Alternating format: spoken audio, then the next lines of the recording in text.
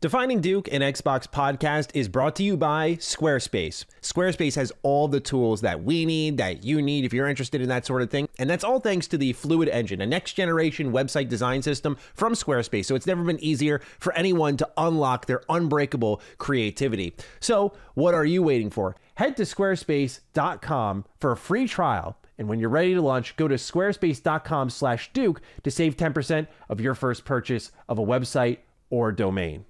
Defining Duke, an Xbox podcast, is brought to you by, well, you. If you want to learn how to support the show, go to patreon.com/laststandmedia.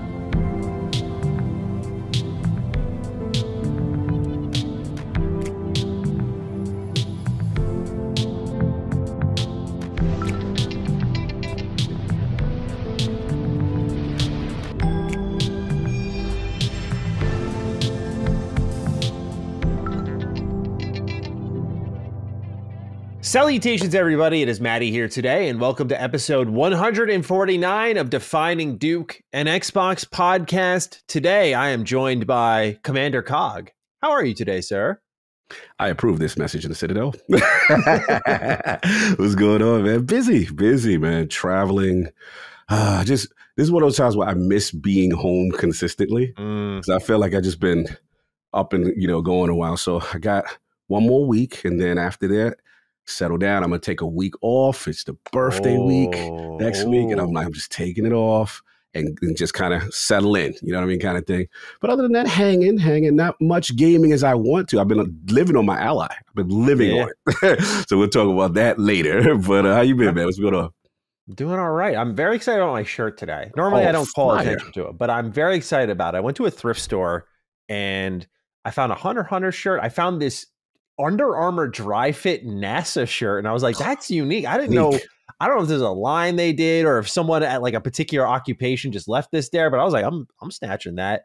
And then I found like a Spider dry fit, like great selection. I just want to shout out to everyone. Some starting life advice. Don't overlook your thrift stores. I took it home and washed it right away, but don't overlook them. I got all those clothes for like $10. I was very pleased with my haul. I usually don't win quite like that. We got Christmas decorations, dude. I was scoring big. It was a great day at the thrift store. So Well, I know about you. You are the definition of an old soul. Like, you're a young guy, but like it's like talking to someone like my age or older because you do things that are smart and but are like very anti-youth. A younger guy generally wouldn't do that, but you're like, nah, we're going to get they're typically at like Shein, something like that, right? Like the fast fashion. Exactly. There's just so much stuff to already have there, right? That like you can find. I like the discovery, perhaps the anticipation of like what's next on the rack. Like there's, who knows? Like when I found a Hunter x Hunter shirt, I'm not even a big Hunter x Hunter fan. I was like, I've roasted Hunter x Hunter plenty of times. I'm like, yeah, it's kind of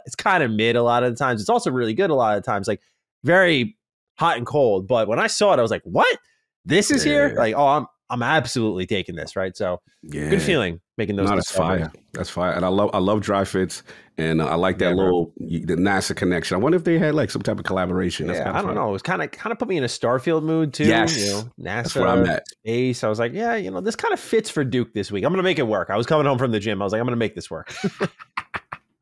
How have you been otherwise? Health-wise, doing all right? Health-wise, doing good, brother. I've been doing good. I've passed in so many major checks. I've actually did something I haven't done in a while. I'm actually going to work with a nutritionist because beefy cod can't get too beefy. And I got to work on some things. Now that, we've avoided most of the health scares, right? We're trending upwards. Everything is good. I'm trying to get back in the routine with consistency with the gym. But the Achilles heel has always been in nutrition. And I've had this conversation with Colin. We did a Sacred Plus together on this.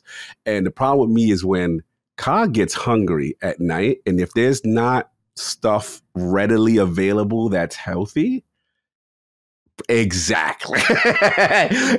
So that's been, I had to have an honest talk. Like, you messing up at night. You did all this good work, and then here you come with the cheesecake, and here you come with the foolishness. I get it. And a lot of it too is also as a gamer, we blazing late sometimes. That's the only time you get some quiet time. The longer you game, the engines, the furnace is running. Now you get hungry. Yeah, dude, I was watching YouTube. And I was recording gameplay, and I finished, and I was waiting for some files to upload. So I went upstairs, and grabbed a bag of Sun Chips because I had like 30 minutes to burn. I was just laying on the couch. I think I was watching Actman. I was just throwing them down, and next thing I knew, the bag was gone. I'm like, oh fuck, like, it's 2 a.m., bro. It's over. It was like some cookies, some oatmeal raisin cookies, and I was like, man, I shouldn't. But anyway, long story short is I would go into one of my gyms, and a friend of mine recommended a personal trainer that also knows a nutritionist, and it's pretty cool. So pretty much what I'm doing is I'm connecting like my watch, my phone app, and this is where the truth come out because you got to log everything you eat, and then the app goes to him. And then I get real time feedback the next day. So I'm like, I saw that, sir. Yeah, like what happened with that? What was? So yeah, but what we basically try to construct a calorie diet for me, and then my carbs, my macros. I never really did it intentionally, and I need to. So and actually, as a techie, I love actually seeing. Okay, yo, you did good here. This is what, and then the exercise brought it down. I connected my steps to it as well, so that helps. When I do my exercise, my walk and stuff like that. So are it's you? Like, yeah. Sorry, go on. No. That's it. That's your question. Are you cooking now? Because I know you were doing a lot of the. We're working on it. We're working on it. Yeah, that was where when I first moved in, that was like the toughest part, was like transitioning into us cooking for ourselves. We're only just now really hitting our stride on that type of stuff, and it's tough. It's tough, like but we're like farmers market people now. We've moved from like the just organic store stuff to like it was lasting us maybe like a week. It wasn't going very far. We were spending like $200 a pop there, like just not going far for how much money you're spending. It was just ridiculous, and so like we had to we tried the farmers market, and we've not looked back now. It's nice, like game changer in the terms of quality. I had Dairy Farm ice cream for the first time, like fresh off the pasture, and oh my god, ladies and gentlemen, if you're listening to this and you're near a dairy farm, if you're in an hour radius, go to one, try the ice cream. It is top 5 food. I could not, but I know Maddie gets hype easy. I could not believe what I tasted. I tried it. I literally looked at Layla. I was like, holy shit. That is one of the best flavors I've had. So yeah, just telling you, get on that farmer's market grind. But yeah, let me know how that, if you have to make that transition, how that goes from the food prep to rather the microwavable foods to the to the actual prep. And again, this is the first official week I'm on the program. So I'll let you know how my struggles. Yesterday wasn't too good. Monday was lit, but yesterday wasn't too good. Well, it's good you're holding yourself accountable. And I wanted to get into that because James Fraley had a write in here to kind of set the tone, I think. He says, hey, Dukes, just want to give a shout out to Cog. I had a recent episode where the right side of my face went numb. It started to droop one morning immediately after I woke up. At first, I didn't know what to think. I usually pride myself on being a tough guy who can handle anything and never goes to the doctor. This time, however, there was a little voice in the back of my head of Cog recalling on an episode of a similar experience. Long story short, after a trip to the ER and a battery of tests later, turns out I have a case of Bell's palsy. Nothing as serious as a stroke or tumor, but still nothing to scoff at. Hopefully, with medicine and time, I'll recover fully. Thanks again for planting the seed in my brain to not just shrug it off and actually seek help. Health is wealth. Yo, pretty powerful stuff there. Yeah, Jamie, man, I felt every bit of this when I read it because that's exactly how my experience was. And really quickly, first of all, I'm glad that you took the action and went to the ER immediately, because the mistake a lot of people make is they try to just power through it and not go, right? So the key is doing that. I think when I went there, they give you a steroid, they give you something, and there's some treatment initially to help. What I would highly advise, because this is going to be the tough part, is when you get, the drooping, it's going to mentally affect you, right? What I would highly recommend is go and seek physical therapy immediately. Get on that program immediately. That's what saved me. That's what kept the majority of the portion of my face. The only time you can see it, sometimes it smiles a little bit here, but I did a full recovery. And I'm telling you right now, it's the worst. It's the most stressful and intense thing you ever do. Like every day, this little Filipino woman, she put this like hot thing on my face, like kind of beat you up and then massage and beat you up. And then literally like shock therapy. Dude, and the physical therapists get in there big time. Like because for me, they think my neck is a part of my balance issues. And so they work my mouse arm, like the shoulder, the back area. I mean, they go deep. Deep.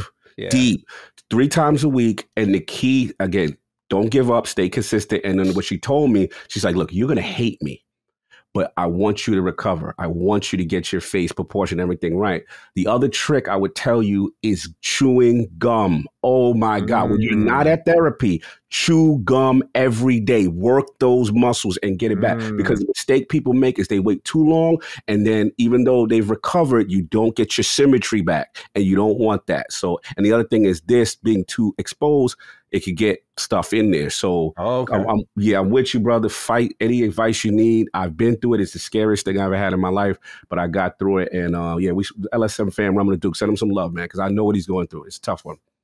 I'm glad we were able to help in some way, shape, or form. Just the action alone, Jamie, is commendable. So glad you're doing better. You're on the up and up. And please keep us posted on your recovery. And to everyone who wonders, I don't think many do, but this is why we do it, right? This is why we spend the first couple of minutes just, how are we doing? How's everyone doing? How are we feeling, right? Just reconnect, ground ourselves, and then we'll get into games and whatnot. Exactly. We got another nice write-in here from Mike Anderson. You can write in at patreon.com/laststandmedia as well.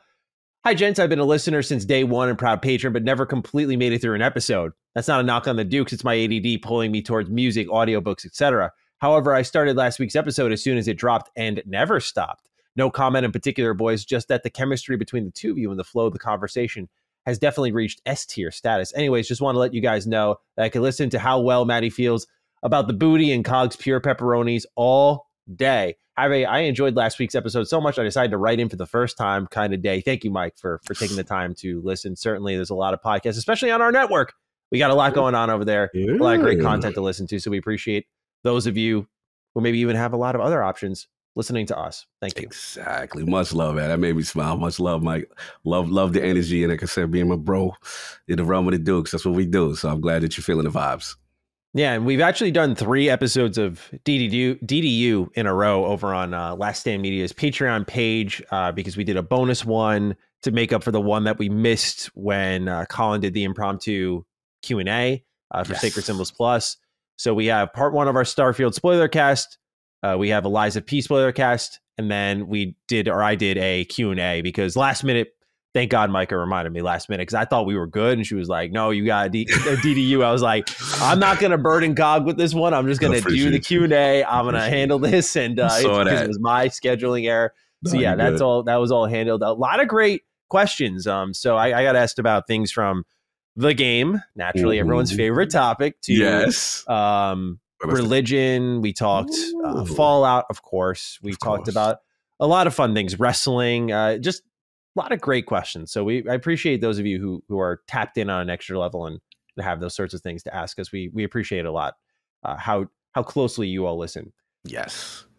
I want to wrap up this little opening section before we get into the news with RK128, who I love these types of write-ins, man, because we can really, this is what we call a fork in the road moment, right? we can guide this man to the glory land, or we can fuck his day up something fierce. He writes, hello, Beefy Dukes. After bettering myself the past year, I actually have a date lined up in 2 weeks. As one Duke who's happily in a relationship and another who is beefy, any advice for a lonely late 20-something? Have a why does a Nick brawler look so good kind of day? So, Cog. Yes. You have the charisma, sir, right? I've heard. I feel like you seem to me like, it took me a while when I was like in my dating phase. It took me a while to get really comfortable with starting the conversation, keeping it alive. Once you get there after a few dates, like for me, that's what it took, like a lot of just like missing my shots pretty much. Then it becomes a little bit more normal. But you, Cog, are more instantaneously charismatic. So why don't we walk RK through the opening conversation, right? Like, let's go. How do you handle it, Cog? It's date 1. We're breaking the ice here. What's topic 1?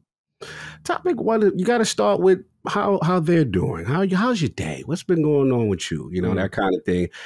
I always feel empathy is always important because you don't, as a person who likes to talk, sometimes I'm guilty of talking about myself way too much. I did the same thing. Bro, it's so bad. Funny. And then I'm catching myself. I'm like, damn, I ain't even let the person go yet. Like, so, because what it is I call it excitable energy. You're so happy to be there in the moment. Date night. You know what I'm saying? And don't let it be your flavor that's really your type. So sometimes we try too hard and we just don't enjoy the moment the way we're supposed to. So I would just say energy, keep smile, keep positive energy, but make sure you give that person the opportunity to speak. Don't overtalk them. And so I would just say, like, just general small talk at first. Break the ice. How was your day? What was going on? How was, the commute in and that kind of stuff. Get a gauge of the day-to-day life first, and then kind of piggyback off that. But what's Maddie doing in the early stages? I feel like you and I are on the same trajectory here, because my ultimate tactic, if you will, for conversation, because I'm shit at small talk, right? Like I just sound disingenuous. I sound like I don't give a damn. So I would recommend what was a cheat code for me is just keep the conversation about them and just keep asking about them and about them and about them, right? Because naturally what's going to happen, and this was almost like a test bed for me too, is I like to test manners, right? Like you got to look for stuff that's going to match your values.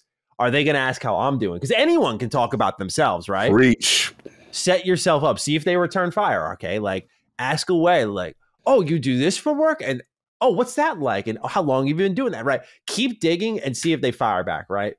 It's just something you got to make a little bit of a mental note of. That's something I always value to lies. It's about the person, right? It's always about the person.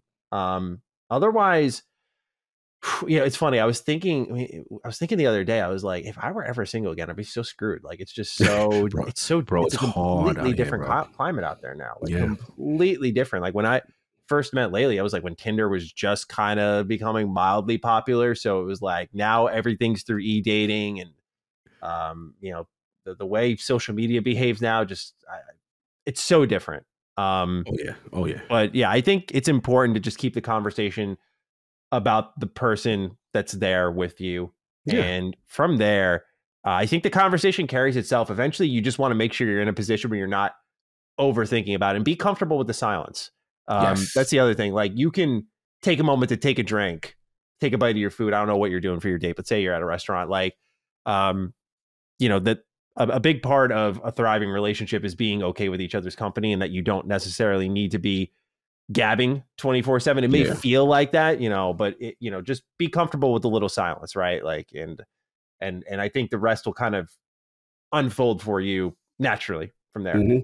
Also, what I've learned too is, because I like what RK said about, the lonely late 20-something, when you're excitable in the moment. But also I like too is, like, don't necessarily bring up, unless specifically asked on date one, I don't like bringing up past relationships and stuff like that. Yeah. Me personally, I think that's a death sentence unless the person is so explicit, like they won't let you go about wanting to know something. But I think that you kind of stay away from that. Make it about the person. And I think what you said is key. The other flip side is, though, ask about them, but like, how much are they interested in inquiring about you? Because a lot of times, big for me, that was so right. Because we're so wanting to press, we're so, kind of being a little desperate to make it pop. But if someone's not really taking that keen effort to know about you, and you notice the conversations each time is really dominated and centered around them, you have to see what that interest level is. You got to let that go, because the interest level has to match. You have to have a genuine interest on how you're doing in your day. And it's okay, just because I know it's a lonely stretch or a tough thing, to be like, you know what, I realistically, after 3 or 4 days, this person doesn't really care about what I'm doing or what, you got to kind of recognize that and ease off. So that's the advice I would say.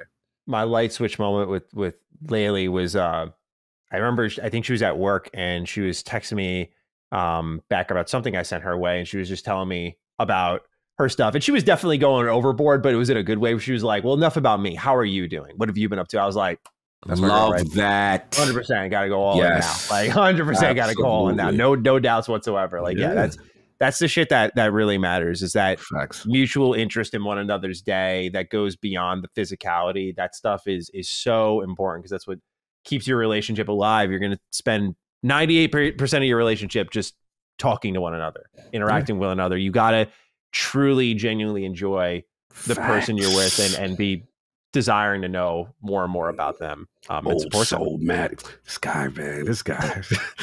I'm engaged for a reason, everybody. I didn't just walk my way into this. This guy is special. I got to take advice from you. Like, you, this guy's special. I'm trying to throw it back to when I was like single, and yeah. So RK, last thing, man, is for me, like, what I did was I was, and I'm not saying you're in this spot, right? But because you're saying you're focusing on bettering yourself. So it's good you recognize, like, hey, I need to do better with X, Y, or Z. For me, I had really bad self-confidence. And so I would definitely like welcome shitty people into my life as almost like a bit of a fixer. Like, all right, like this matches me. I'm not like I'm broken right now. So I deserve someone who's equally broken. We'll heal each other. Like that was my mental state for a while. And when I started going to therapy was when I was talking to the guy who was helping me out, and he was just like, I was telling him about this, and he was like, it's such obvious advice when you think about it, but I think just getting it from an unbiased source was like this mental clarity. Yes. He was just like, he's like, have you ever thought about just dating someone that is actually worth your time? Like that you're not making the sacrifice for, that matches your values. Like you don't have to look at them and say like, all right, everything here is great, but this, like, you don't have to become a perfectionist with it, but like actually welcome someone into your life who is a complete person and who cares about you. And so, yeah, that was a reflection of my poor self-image up until 2017, the beginning of 2018, really, when I had met Laylee, where after that, I had made the change. I was like, okay, I'm not giving anyone the time of day unless like they're really well and truly worth it.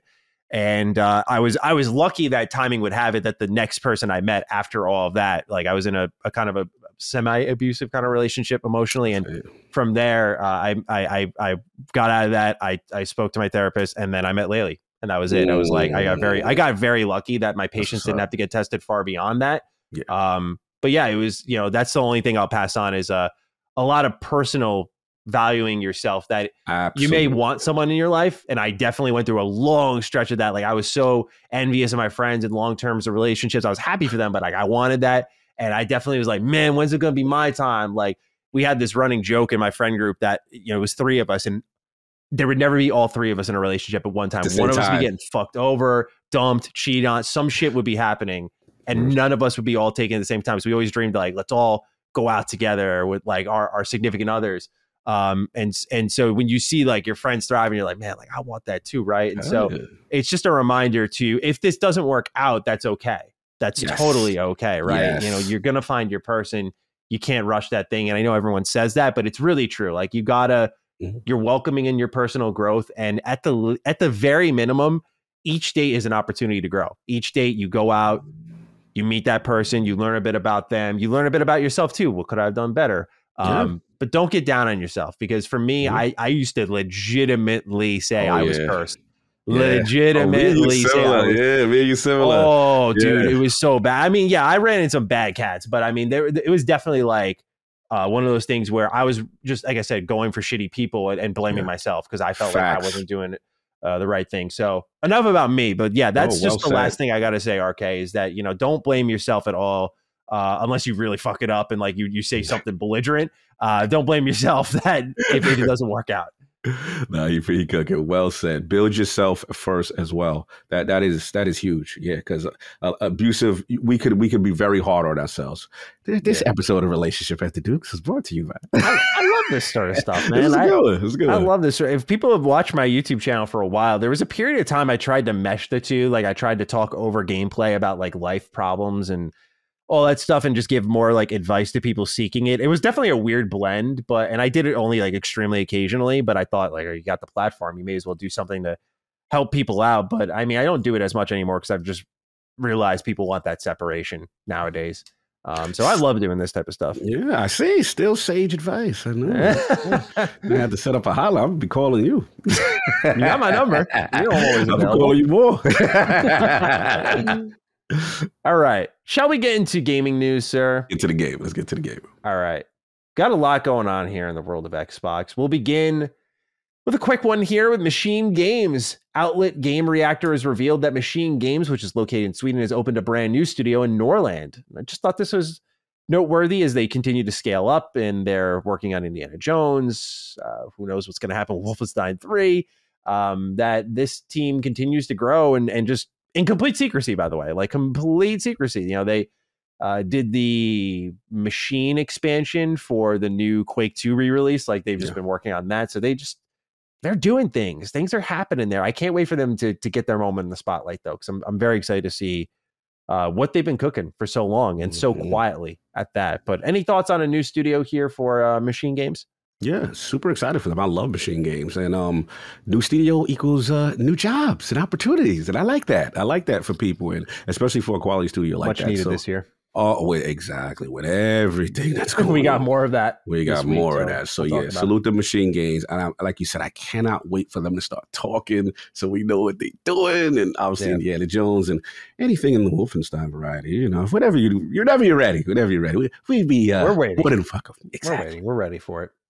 Defining Duke, an Xbox podcast, is brought to you by Squarespace. Squarespace is the all-in-one website platform for entrepreneurs to stand out and succeed online. And they have a lot of features, which is why I always go to them whenever I want to build up a new website. My fiance and I have been talking a bit about a clothing brand idea for a while now. It's been in the works since like 2018. And what's cool about Squarespace is you can easily sell custom merch and create a passive income stream that engages your audience and scales your brand. So you can design your products and production, inventory, shipping. They're all handled for you, and they save you time, money, and so on. You can sell your products via this online store, whether it be physical, digital, service products. Squarespace has all the tools that we need, that you need if you're interested in that sort of thing. And it doesn't have to come down to fashion, for example. There are many ways to do it. And that's all thanks to the Fluid Engine, a next-generation website design system from Squarespace. So it's never been easier for anyone to unlock their unbreakable creativity. So what are you waiting for? Head to squarespace.com for a free trial. And when you're ready to launch, go to squarespace.com/Duke to save 10% of your first purchase of a website or domain. Microsoft employees are keeping free access to Game Pass Ultimate after Phil Spencer stepped in to reverse a decision that was originally going to start charging them at a discounted rate. Originally, employees were losing free Xbox Game Pass Ultimate, and starting in January 2024, most Microsoft employees would have to start paying for Game Pass at a discounted rate. And this was revealed after that whole story came out about the Game Pass bonus being tied to Satya's bonus. And so seeing that change at the same time was kind of interesting. But what do you make of how this, it's not like a huge story. I saw a lot of Xbox fans making a big deal out of it, but I'm just wondering for you if this is anything noteworthy to you at all. It is only because corporate cog knows about like in-company perks and benefits. So if it's something that's been established for this long a time, you would assume that type of stuff would happen if the company's going through a downturn. And it's like, hey, we got to cut back. Your free gym membership ain't going to go down like how it went down. You know what I'm saying? Like that kind of thing I've seen at corporations and companies, when, they tighten that wallet and that belt up a little bit. So, do you think it symbolizes anything missed for Game Pass when it comes to the subscriber growth, perhaps? I wouldn't go that far, but there is a part of me that management might have, I'm just trying to understand the initial thought process as to why they even thought about doing it. Yeah. That management might have said, okay, well, post ABK, remember, dollar deal is over. We're in the acquisition phase is over. Now we in the money making phase, and we got so many employees on it. Maybe we could do something, but yeah, it's not a good look. And if financially, you can avoid that and still sustain yourself, then please, you should keep that for your employees, especially as a benefit that's been in place. So salute to filling them and getting in there and reversing that decision. Because internally, even though it's probably not a big deal to us as gamers, if you work for Microsoft and you've had that perk and you've had these perks, anytime perks are taken away from you, it kind of don't feel good, and it makes you say, hey, what's going on? Are we all right here? You know what I'm saying? The lights is going to be okay. And again, I'm over exaggerating, but it doesn't feel good when it's an employee company perk taken away. It never feels good. Good point. Yeah, I don't want to read too deep into it, but I did find it strange that they were considering pulling back at all. I'm like, how much? Like, you're gonna get like how many 10,000 out of this? Like, good point. You're really saving that much money? I don't know. Exactly. Yeah, somebody may have been a little too aggressive in the boardroom. Yeah, and Phil had to come in there and be like, whoa, we ain't doing that. Which shows the power of him as Microsoft Gaming now with the off the org restructure. Change that. Yeah. We have a Famitsu interview with Phil Spencer. Some of the highlights here, I will note. The size of Japanese PC's gaming market has roughly doubled in the past 3 years, but the number of PC Game Pass users has quadrupled. The number of Game Pass subscribers is increasing, and the number of hardware units sold is also increasing. Starfield increased the number of new Xbox Series X and S users in Japan and said it was actually a quite large gain. Xbox's future will think of Nintendo and PlayStation players as part of the Xbox community. They said they want to build a stronger relationship with Square Enix in the long term, and they hope to expand Square Enix's titles further to Xbox. And I think this is the biggest takeaway, in my opinion. Over the next 2 to 3 years, we plan to release a first-party blockbuster or anticipated title roughly every 3 months. Now, I read that last part here. We'll talk about all this. I read this last part here, Cog, and I DM'd it to you, right? Because we were sharing the news. And I was thinking to myself, again, that I feel this is another strong indicator that we are going to get a developer direct at the top of the year to do the kind of setting of the tone that Xbox did for the top of this year, which I think was extremely effective. Just that here's the roadmap, right? And even though Forza was undated, it was kind of that, like, you had a good idea of most of the year, and there was that excitement of, okay, like, what's next with that? And we know we have Starfield, but we have a good idea of the first half at least. And when you look at the last blockbuster or anticipated title, was Forza Motorsport in October. And I know he says roughly every 3 months. You know, if you got something cooking in the first 3 months of the year, you got to imagine you got to talk about it soon, right? So I think this opens up the door for something at the Game Awards. I think this opens up the door for a developer direct. I just think that we have to hear more from Xbox soon in a big way with dates attached to it. But I'm curious if you had the same takeaway and any other thoughts on this Famitsu interview. Love this Famitsu. I like Phil being over there because Famitsu is well renowned. Like the reputation, speaks for itself. That's where you get a lot of good Japanese information. To the first part, I thought the PC Game Pass quadrupling is huge. I've kind of predicted that that's where a lot of the focus would be as far as the growth and as far as the console market kind of being, let's say, stagnant, but you've kind of reached that ceiling as far as how many people you're going to get. Maybe new people post Call of Duty, but as of right now, I can see PC Game Pass. I like that subscribers are increasing. Would like specific numbers. would love to know what the Game Pass subscriber count is. Overall, what that number is. They've been very coy with that. I'm very curious. With Game Pass Core, I'm really interested to see how they drop the next number. I could see it going like, oh, we have 50 million subs now because they just like melded it all together. Bro, I'm very curious how the numbers and how let's be honest, the marketing spin and how it plays out, they're going to spin something up, I feel. Oh, yeah. 100%. That Core you're so on it with Core, how that's going to play out with the Xbox Live now becoming a Game Pass user. You may be able to say a much higher number now. Yep. So you got that. Obviously, the Square Enix stuff is great. The Nintendo and PlayStation thing is very interesting. I thought because I understand, there's going to be a contingent of people who are like, "Come on, bro, like stop," and I get that. I truly get that. What I will say is the way they are visualizing it is okay. We have some of the biggest franchises, and they're multi-plat. So Minecraft, we have allowed to go everywhere. This is a part of the trial stuff, right? And I think this is kind of the regurgitation of, I'll get in trouble for this, that we are the good guys, right? which is, we have the biggest franchise of Minecraft. Boom, it's everywhere. PlayStation, you're part of it, of our community. That's how you spin it, right? That's how you now Call of Duty. We have the biggest franchise in gaming, right? We gave Nintendo a 10-year deal. We gave Sony it. You're part of our family. You're us now. Now, I know the eye roll. I know, and I get it because technically there's a separate ecosystem. But it's interesting to see how they are internalizing it with the fact that they do control a lot of the biggest franchises now. And they care more about you being in that, given the money or Game Pass, right? Yeah. And then that is what makes you part of their community. And ultimately, if it's up to them, they want that app on your device. That's ultimately what the play is. We want to sneak this in there when you're ready. We alluded with Nintendo at some point when they're ready. We've alluded with Sony, hey, we're willing to work with you, that kind of stuff. So I find it funny, but it's interesting to see their thought process there for them to say that. And I thought that was interesting. No, great catch on that, because immediately I thought of Call of Duty. I thought of Overwatch. I thought of we'll talk about World of Warcraft later. If that comes to consoles, that would probably be multi-plat.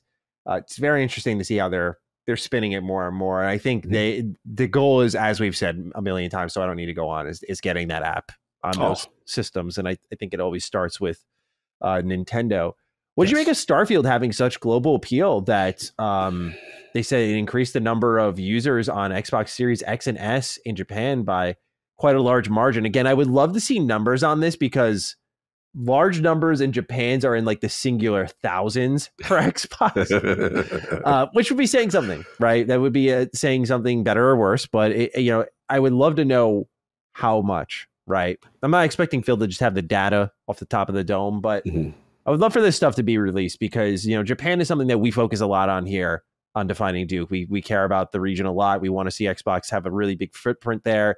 And I think part of they get the idea now, like a lot of their westernized games, they've been bringing to the Tokyo Game Show and talking about like, here's how we're doing, like I think they revealed a nighttime track for Forza Motorsport. They did the Starfield localization announcement there. Like they're clearly making a focus to bring their games there, not just sign Japanese developers on and fill their pockets. So they're getting there, but I would love to know how that growth is looking truly, because, I think it's important for us to track because we've said it before. I think their next big target when it comes to acquisition or however they want to crack into that region will involve some type of Japanese studio, publisher, or something along those lines. I think that's their next target because that's like they have the West in the sense that they have the attention, they have the base. It's like, okay, now we got to go. They have good base in Europe. It's like, this is kind of the Achilles heel that I think would solidify this team as a generation is like, can they crack the code for something that has eluded Xbox since their inception, really? Yeah, absolutely. With their best-selling Japanese game being Dead or Alive 3, which was in the launch window of the original Xbox. It was $250,000. So can they solve that? I'd love to see the numbers with Starfield in Japan.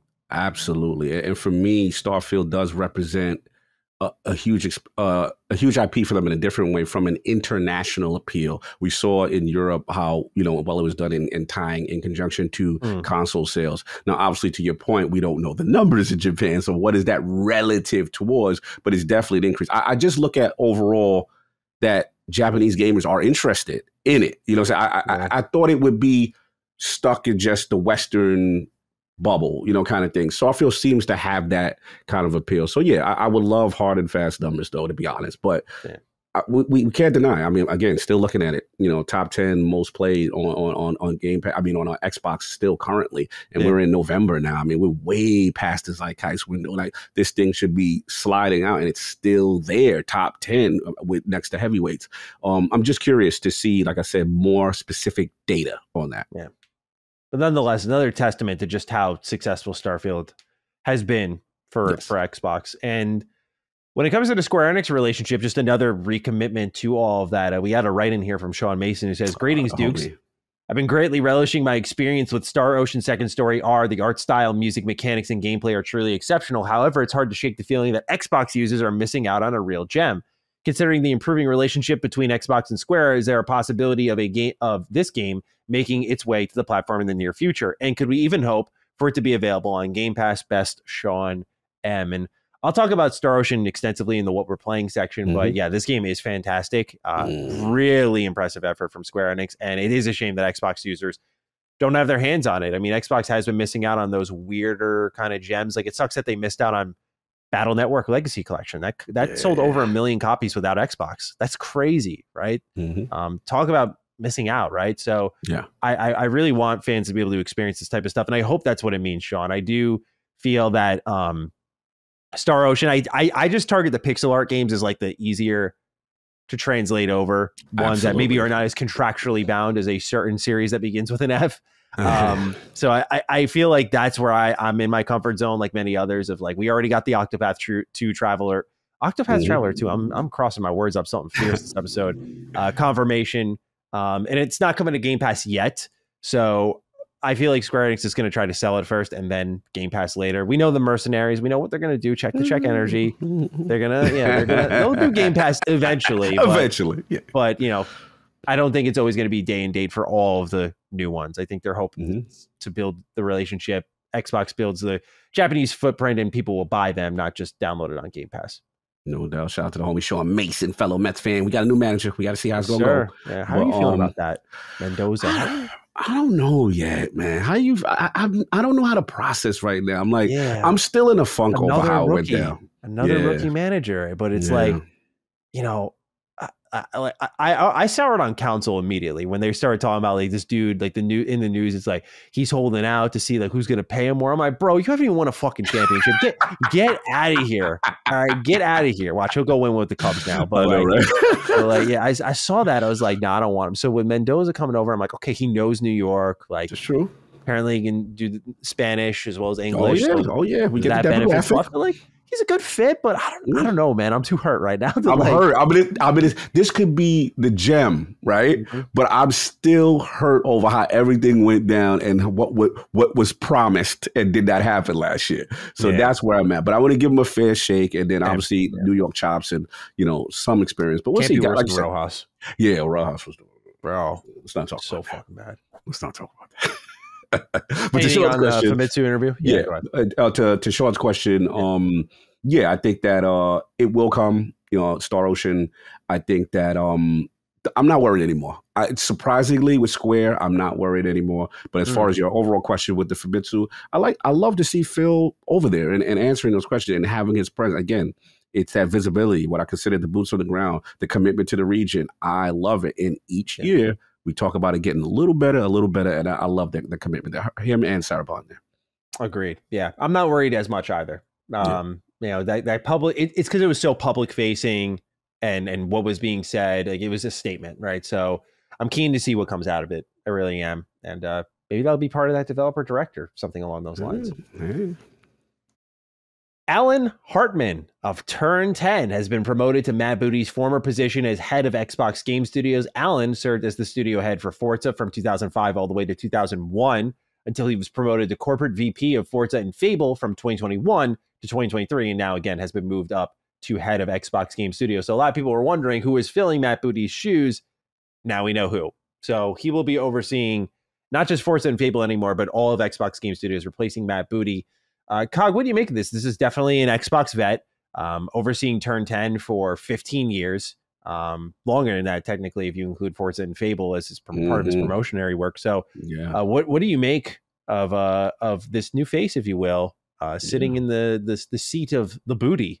Seat of the booty. Yeah, man. Look, I like it because, again, to me, I love all of this restructuring for one thing. I think the best thing that Redfall ever did was spawn stuff like this. And I'm not saying this only because, but I feel like we were all concerned initially. Like we were just talking a couple of Dukes ago, right? We were like, yo, what is going to, I mean, they're going to report, but that's the ZeniMax head's going to now report to Booty. How's that going to work? He's got to have all these studios on top. So we make it like, man, that's a lot of responsibility. I think it's fair to say at the time, without knowing this information with Alan Hartman, that's a lot of responsibility on Matt Booty's plate. And this is what I'm talking about. Now you promote Hartman, storied reputation, storied history, studio head for Forza, one of their great franchises, Turn 10. I remember when Turn 10 was created, and I had Peter Moore on, from former head of Xbox or ILP, and they talk about when they developed Turn 10 in-house and stuff like that. So this is someone who's been there for a long time and hopefully understands the game business and can take a lot of this responsibility that Matt has, right? And what I'm hoping with Matt's role now is that involvement, because what we'll talk about is we're hearing the hands off on certain things, but we also hearing, because of Redfall, the supervision and the report structure on kind of maybe like an update. Hey, what's going on? How can we help? How can we assist? We're not going to impede you, but how can we assist? Right. And that to me is, from all conversations that I've had with Matt in the past, seems like he's on it. I've talked to people off the record like, yo, what's the deal with son? Is he easy? All right? What's up? You know what I'm saying? And these are people who have no bias towards Microsoft. And, I've heard good things. So the key is going to be, like we said, game delivery, the execution of these games, all their quality. That's how we're going to be able to judge these guys. But I do like the move because, again, they're getting bigger. They have to get people in these spots to take on more responsibility. So I like that. Yeah, I absolutely agree. And I think for some who maybe concerned in any way, shape, or form about like any changes in the regime, if you will, because Alan is taking Booty's position and potentially being concerned about like him having a different approach. Phil did go on stage during BlizzCon and seemed to reiterate what's been this status quo for Xbox with these acquisitions of sort of like letting them create, letting them do their thing, hands off. So I feel that's a mantra from the top down that he's kind of putting into place. So I wouldn't expect all of a sudden things are going to change or be overlooked here. So it looks like it'll continue on as it has, which has worked for Xbox outside of Redfall. They and Halo Infinite's post-launch support until now. Absolutely. Good point. They've been mostly doing really good. So I think it's good just to maintain as is. Speaking of BlizzCon, Cog, we have a number of news bits here for Blizzard. And we'll get into the thick of them in our main news section where Mike Ybarra had some pretty strong words. And you want to talk about someone who's excited about being acquired. That dude is visibly hyped about it. We'll talk about that. But a couple of little announcements here at BlizzCon. We're going to run through all of these, Cog, and then I'll dish it to you. Diablo 4's first expansion, Vessel of Hatred, was announced at BlizzCon, with more details set to arrive this upcoming summer. What do you, Cog, remind me, what takes place usually every summer? I think, what is it, the Xbox developer show? I mean, the showcase, the Xbox showcase with a potential developer direct attached to it? You never know. You never know. Interesting. Timing's so strange. World of Warcraft co-creator Chris Metzen has returned to Blizzard as an executive producer, and the team has announced 3 expansions in Midnight, Last Titan, and War Within. And Blizzard is, quote, talking about, end quote, bringing World of Warcraft to consoles as they are, quote, part of Microsoft now, end quote. So, Cog, from World of Warcraft to Diablo 4, lot to get in here today. There's also talk about the Overwatch League being shut down, which means Xbox would have to pay out $120 million to all of these competitive teams that bought in. So, sir, what do you make of everything that transpired at BlizzCon this past week? It was interesting because I wanted to know how that was going to work. First things first, you saw the marketing, Blizzard by itself, right? You saw Xbox, Blizzard, no more of the Activision Blizzard King thing. They are being treated that way. Obviously, I've talked ad nauseum about Mike Ybarra, and in my opinion, how critical it is to retain him if he chose to stay post-acquisition. And then him introducing Phil, those two talking. Those two, listen, you can say what you want about Mike Ybarra, you can say what you want about Phil. Those two game, for real. Like, I know it. And he actually mentioned it. I gamed with him before. We've done this. It's great, And Phil coming in pretty much, the only disappointment I would say there was like, damn, I was hoping we get some type of announcement. Like, what I mean? I heard, that, what is it? Blizzard got that game, that potential survival Odyssey, but I thought it would be announced then. Yeah. That was one of the expectations for sure. I thought I was going to get a little Odyssey or something, but maybe that implies that it may be an Xbox exclusive since you don't want to showcase it at the PC show. You know what I mean? So to speak. I don't know. I'm just reaching on that one, but I was hoping for that. That's just me being greedy. As far as Diablo, bro, I'm so thirsty. I just wish I wasn't traveling so much. Like, I'm so thirsty to play that new expansion with everything that's going on in Destiny. I need a little, palate cleanse, a little break. And Diablo was that perfect game I could cheat with. I could cheat on the side. You know what I'm saying? Get in, get out kind of thing. So Vessel of Hatred, they're coming with a new expansion, like you said. Curiously, the timing should be right around the showcase. Curiously, the timing should be right around its inclusion into Game Pass, right? Yep. So that's huge there. WoW on console, just the idea of them discussing it is huge. If there's any way there could be integration, and it still may take 2-3 years down the road, you do it. You get that base in. And I know Xbox has been making strides with controller support and getting things from, the PC game sphere to work on it. Even if you have to make a special controller, people will buy that for WoW. I'm telling y'all right now. WoW is that kind of... It's a little more interesting to see how they handle it just because of that new third-party implementation. Yes, right, with how they change how accessories function. So. Yes, remember they just went through that implementation, right? So is there long-term reasoning behind that, right? So you got that. And then, I talked about the WoW. I speak to. I'm not a WoW guy, so I speak to the WoW hardcore. My boy Lord Petey, he's part of LordsGaming.net, and he streams WoW every night. So I'm like, yo, how are you taking this news? So he actually gave me an honest assessment, and he said, look, he said, I am a little concerned that they're like. Almost the equivalent would be like, remember when Assassin's Creed came out? Yo, we got Assassin's Creed Red. We're doing Mirage. So he's worried it's like so much WoW, right? That it's going to be, and I guess there's WoW Classic as well. So like, he just, as a WoW guy, he's like overwhelmed, but he wants to monitor it to see how it is. But the thing he actually said though, that he said it really resonated with Phil Spencer's comments. And my friend Petey, he's a PC guy. That's all. He's PC master race. That's all he do. He don't really care about Xbox like that. You know what I'm saying? But he did say like to see, he's more confident in the future of Blizzard now than ever before. Yeah, it seems to be the consensus right now that Blizzard will be the biggest beneficiary of this change happening across the entire ABK family. And what I'm learning about the Blizzard, they are beloved, they are a hardcore community, and they're passionate. So if I defer to them, if they say, no, we like what we're hearing, so far so good, because they've been beaten down, and we'll get into it later with the past regime, the Bobby era. Dude, it's the same thing as what happened with me and Bethesda Game Studios. I was so excited about the acquisition because I was like, oh my God, they actually might have to stop making stuff like 76. And then you get Starfield, you're like, yes. That's what I wanted from you, right? Exactly. So I can definitely see where they're coming from, and we're seeing a lot of the verbal. We'll get into it, of course, with that Ybarra interview, but you're seeing a lot of affirmation that like this is hopefully trending in the right direction. And last point for me is just the symbolism of Phil, Mike Ybarra, Rod Ferguson, the old gang. And that's why I said it's so important that they can retain those two during this. That's going to make this transition not only more seamless, but better for gamers, all three of them. And that's what I like to see there. So I am, of course, I'm always a positive guy, but I'm pumped for them. Like, I'm not a Blizzard guy like that, but I'm pumped for the future of Blizzard right now. Yeah. And honestly, Mike has made again, I don't mean to keep teasing the news, but this bro made a pretty big commitment. I'll just say he said, you're gonna have to drag me out of here. Those are his words. So Figgy wants to stay. So it's really down the rod sticking around, it seems. Don't fire me, please. Just joking. Shout out to Mike Ybarra.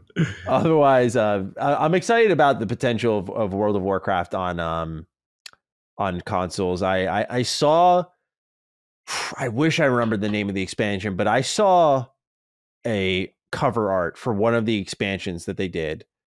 And it brought me back to when I was in elementary school in a really hardcore MMORPG phase. And I was playing RuneScape. For those who don't know, one of my most played games of all time is RuneScape. I played OG RuneScape or old school RuneScape. And from like, I missed, some people wonder, like, why'd you miss so many games? Why'd you miss so many games? It's why, like, whenever I post on Retro Rebound, like, you didn't play this? It's like I had a PS2, an Xbox. I got all my systems late. You didn't have a lot of money, so I didn't like buy many games. Like every game counted. And that's why MMOs were like where you wanted to be, because like you're not throwing out a ton of cash constantly, especially back then. Wasn't as bad. Like RuneScape, you paid like I think $5 a month to get like their premium stuff to become a sub is what it was called. And I played that so much, and I missed so many games because I played it for like 5 years straight. Like I loved old school RuneScape. And then when I got tired of that, I moved to WoW for a while. And I remember seeing this cover art that was for that expansion in like a Walmart and buying the box copy and installing it, and the excitement I had and how fun it was. And I got this like scratch of nostalgia all of a sudden. I was like, wow, I kind of want to go try it again. Like I don't remember shit about this, but I kind of want to just go back and try it again. I was running around I don't know what the races in that world are, but it was like a dark elf looking character, warrior style. I don't even know if that's a good build, but yeah, I was so about it, man. And, got the itch. Yeah, so I'm very excited to see what World of Warcraft becomes, because I know they hit a low at one point recently with how things are being handled. And so this bringing back the co-creator has seemingly been like a big statement. So I'm very excited for the future of Blizzard. I think there's a lot to be excited about with them. Likewise. Elias Tofexis, who is Sam Coe's voice actor, and Sissy Jones, who's Andreja's voice actress, were originally set to be the male and female player voices in Starfield, as stated in a tweet on Elias Tofexis' Twitter account. After months of work on this, Bethesda decided to make the main characters voiceless and then assign them to Samko and Andreja, respectively, which Elias notes games literally never do. Nicholas Brillhart writes in, "Greetings, Dukes. This week, the voice actor for Samko, Elias Tofexis, announced that originally he and Sissy Jones, Andreja, were set to voice the player character early in development before Bethesda changed directions. While both of you have been vocal supporters of the choice to have a silent protagonist again after Fallout 4, I wonder what your thoughts are on us almost having the player voiced again." Bro, I'm here for you for this. I saw this and I was like, okay, what matters is what happened at the end. Matt, don't get emotional. What matters is that they recognized, and honestly, if I didn't see this tweet, would have known nothing better. I would have never known they even tried it, because there's so much writing in Starfield, so much dialogue. So the game is literally about talking to people. Like, straight up, it's just about talking to people. I would have never known. But knowing that after the feedback Fallout 4 blatantly got, like, it was like a, hey, good game, not great. Like, you guys lost a step here with some key design choices, settlement mode. But most importantly, your role playing was not here. You were getting outshined by other dudes who've been kind of crawling in your shadow for a while, and now they're leading. And we're talking about like CD Projekt Red, who was making amazing games, but not getting that recognition until I think The Witcher 3 came around. And so one thing that people leaned into was, the voice protagonist, like, you limited the dialogue options, you limited the role playing options, you took me out of my character. And they said they did that to deliver an emotional story. And so with Starfield, it's funny because I'm a defender of Fallout 4 story, but Starfield's main story left a way bigger impact on me. Like, that was phenomenal. And again, I recommend, if you're a patron, listen to our spoiler cast. You will learn so much about how well thought out this main story is. It's fantastic. And to know that they tried, I'm like, what was the goal then? If you were going to voice these characters, and you worked on it for months, that's a lot of recording, man. Like, what was the goal? I mean, knowing it would have been these two talents, though, I would be open to it, bro. You know, people would have loved to hear Elias Tofexis as their main character for a while. I mean, that would be awesome. But what was the goal? Because Fallout 4's, their exact words were, we wanted to deliver an emotional story. So we went with the voice main character. And that's why I defend Fallout 4's main story. Because I say, in that sense, mission accomplished. When you go to the Institute and you have that meetup and everything, it's like, damn, okay. Like, there are moments that are empowered because of the performances of Brian T. Delaney and Courtney Taylor as the main characters. Like, they did amazing jobs. It's just not what Fallout is. I think if it was any other series, people would have been like, yeah, this is some pretty good stuff there. I know many people don't like the main story, but I enjoyed it for what it was. But with Starfield, like, I just don't know. I don't know what the thought was. Like, were they going for more emotional delivery? Like, it's such a thought-provoking story to me that you want to be in your own head, have your own voice for that. And again, it's about what they came to the decision on, which they made the right call. But I was particularly shocked to know, like, they said they talked about it, but now to hear, like, yeah, we were recording for it, we were working on it for months. I'm like, you guys were almost there. So I would love to be a fly on the wall of the conversation that happened to reverse that decision, right? Same. But what, again, matters at the end of the day is they chose to go voiceless, which I think is the better for their games. I hope I hope, because, like, if they try to back to back, right, not counting 76, Elder Scrolls 6, you can't, right? You can't be voiced, you can't. Right? You can't.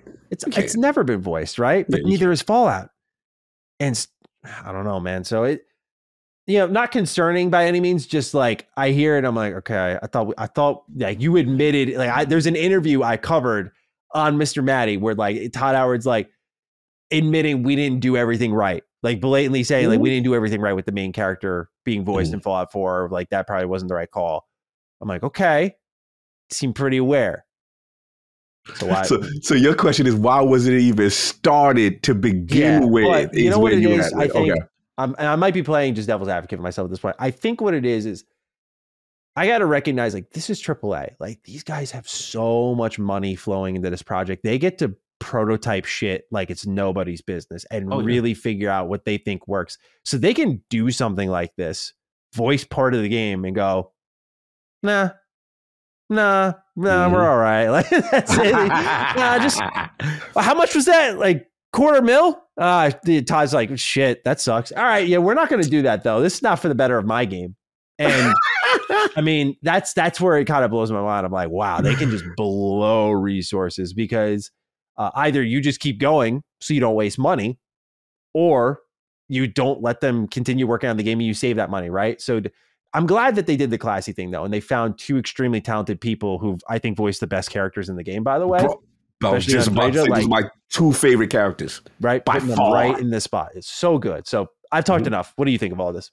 No, I had to hear it. I was like, what do you feel about this? I had to grow up quick. I was like, oh, like at first I saw it, like, really, guys? Really? I was like, all right, Matt, come on. Like, remember the game you played, not what it almost was. Sorry, True. No, you're right. It was surprising to hear, both of them, kind of state that they were Elias and Sissy Jones saying that, they were going to be the male and female protagonists for Starfield, which meaning at one point it was voiced. They recorded live.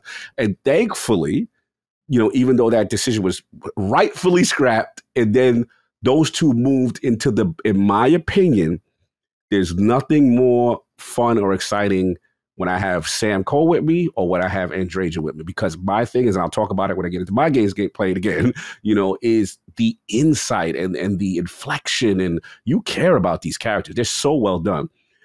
I mean, look, I am happy that they were not let go also, because let's be honest, sometimes you have a shift and they may have, they say, hey, we had you for the male and female protagonist.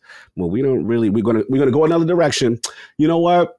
Elder Scrolls 6, we're going to holler back at y'all at the next project. Like sometimes it doesn't go where they could just slide you into another role. So I'm glad that those two were able to retain their jobs, because I know we're going to talk about, right now with stuff that's going on in the games industry as far as tech and AI and stuff. That's a big thing right now, right? So you got that. So look, for me, Starfield, Elder Scrolls, it's always about player experience being the center first. And the problem with the voice protagonist in this case, this is why I'm addicted to Starfield. These are not the AAA banger where they force you to be someone, right? It's not the just one where they force you to be, you're that person and it's great and the production values are great. The beauty of Starfield is you could be whoever you want to be, right? Whatever race you want to be, whatever traits you want to have, right? The problem with that type of game being stuck to a specific archetype voice, it doesn't work. In my opinion, it doesn't work, because it's like, what if I made, I don't know, let's just put it in Elder Scrolls terms, what if I made a Khajiit or alien or something like that, which the voice might sound different. That might not how you picture your person to sound. That's the other thing. It's the perception of the player. You made your character, right? So you'd be like, yeah, my guy didn't really sound like that. You know what I'm saying? Like, I don't want him to sound like, and some people really, I'm going to speak for myself. I actually don't like it in games where there's a creative player. I feel like, I would prefer it would not be voiced. And here's the other thing. Because their writing is so good, when it's not voiced and you see though, I'm reading it in my head. So sometimes it'd be some funny response choices, right? Yeah. We'd be like, yeah, okay, yeah, come on, bro. Just get to it, man. What you want me to do? Oh, so you know what my favorite ones is, Maddie?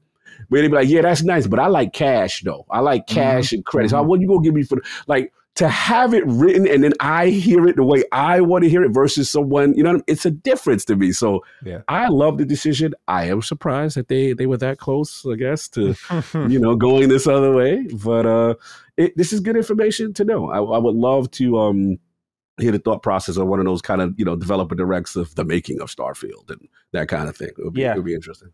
Absolutely. I think it would also have removed one of the best lines in the game, which I won't spoil, but it comes at the very end of the game, and if you're voiced, it just doesn't hit right. So I agree. Let's talk about Halo Infinite a bit. So on the rise for sure, a lot of people really liking it. Sorry, but Maddie's got to come here and drag you all down for a moment, but I saw this and I thought it was good conversation here. One of the critiques across the community has been monetization in Halo Infinite, bundles only, and the bundle prices being high. So 343 Sketch, aka Brian Gerard, the community director for 343, had a long Twitter response to this when someone had posted XLR8 wrote, Halo Infinite shop prices for Season 5 have been very disappointing, and even more so that they went back and increased old bundles. I've spent very little this season in comparison to Seasons 1 through 4. Even as a frequent spender, lots of stuff simply isn't worth the price. And now here's what Brian Gerard said in response. Hey, XLR8. Shop prices on many offers have changed in conjunction with multi-core functionality being added to customization content. With Season 4, we saw new shop offers reflect a new pricing model to account for new coatings being multi-core enabled. With Season 5, many previously released coatings and all helmets in the game were updated to work on all cores, and those shop offers were adjusted to reflect these changes and have parity with Season 4 offers. At the same time, the team went ahead and made proactive adjustments to offers that included shoulders, since this would be multi-core enabled in a future update.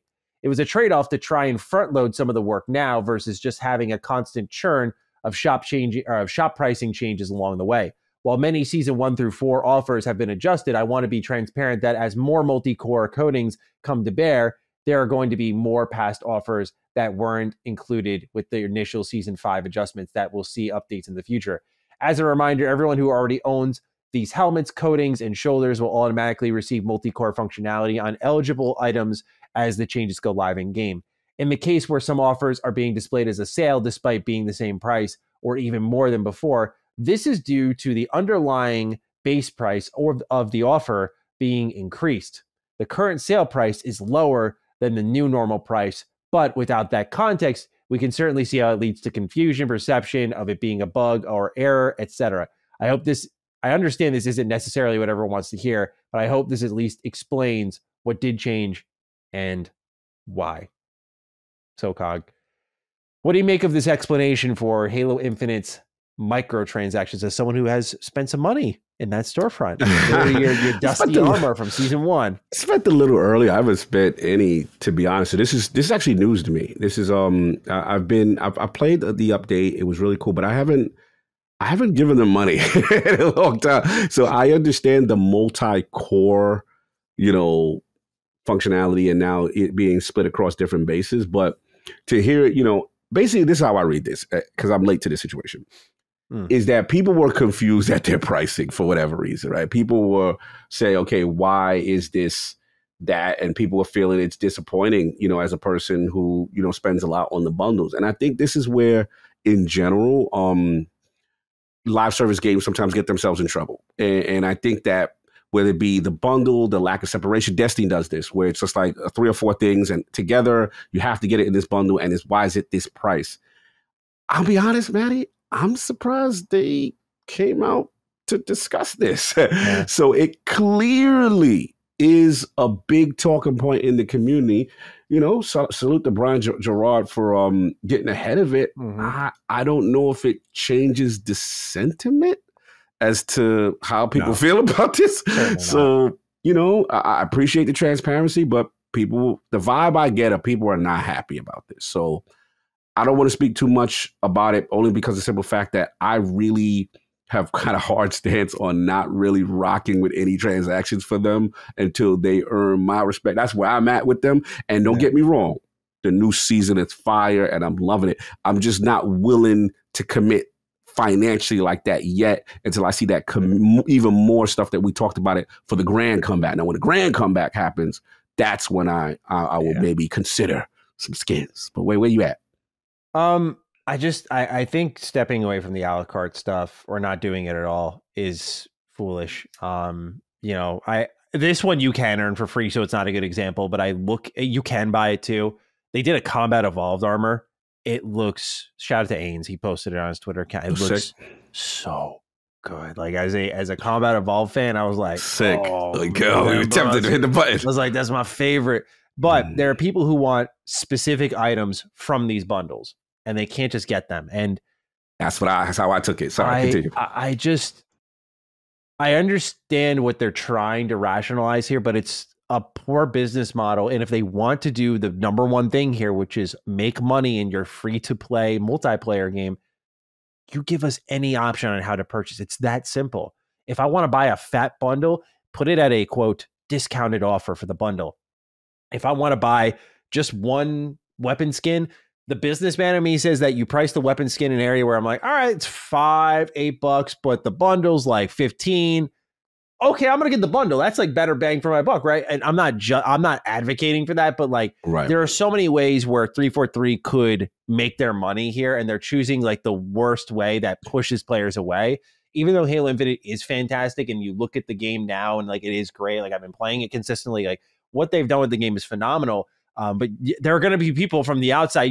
If you're a live service game in a live service team, you know how that flyby opinion works. Like you can't have your storefront sitting out there with like jacked up prices. You know, you're going to have the window shoppers who walk by and go, I'm not going in there. I can't afford that. Right. And they keep moving on to their next game in the library. Right. So I just feel like you can make your money. You can price them how you want, whatever you find value in them as, but just the bundle only approach for the most part is I think not good for the health of the economy, right? Like they need to make money. So give yourself options for people to spend. And as your player count goes up, you may have items out there for like $1 or $2, but if like 10,000 people buy that, then you just made $20,000 off that. I don't know if that's probably peanuts to them, but my point being is there's ways for them to make money in volume as that player count goes up, which inevitably at this rate will when they have that big announcement that really turns heads. And their store it wasn't ready at launch. We know that. We talked about it at launch. It wasn't ready to go then. It wasn't ready monetarily then. It should be ready now. So I hope they go in and fix some of that. Yeah, I just got to jump in because this is eerily now reminiscent of, you know, what's going on with my beloved Destiny and Bungie. And when we saw the signs were that it was like you would get a weapon shader, a gun, or whatever it was, part of this package. And you couldn't buy that individually. And it was frustrating. And these prices were not cheap. Now, to Brian's point, he's like, yo, we remodeled them so that they could work with the other cores and all that. Yeah. But to your point, it's like give people the option to buy them individually. Give them. And when you see stuff like this, that's the point I want to make. Is generally it's an indicator that the finance people and upper management says, no, we're going to get this money back because we had higher targets of where we supposed to be. This is what happened with Bungie. We're finding this out right now. Me, Travis, Ebontis on Last Word would talk about this. They'd be like, Carl, yo, this is egregious. And I'm like, I agree. But my thing is the reasoning. Why is it that way and why aren't they changing it when they know player sentiment hates this? The reason is the finance guys like, yo, we want to keep these lights on. You see what our numbers was at? Our return was? It wasn't good. The revenue and the profit it's not good. So that's why I'm not justifying. Whenever you see them not bend on it, I have to take it like check to check energy. Yeah, like we need this money. We got to get it back because we had these huge forecasts of what Halo Infinite was supposed to be, right? And now, okay, we coming back. Keep the price there. Because I'm not advocating. I'm just telling you how finance people sometimes think. 100%. And the developers don't, just to be clear, so please gamers, the developers do not like this either. They are like us. They want these things. They want us to be happy. What is it? Player delight. That's a bullet point, right? Yeah.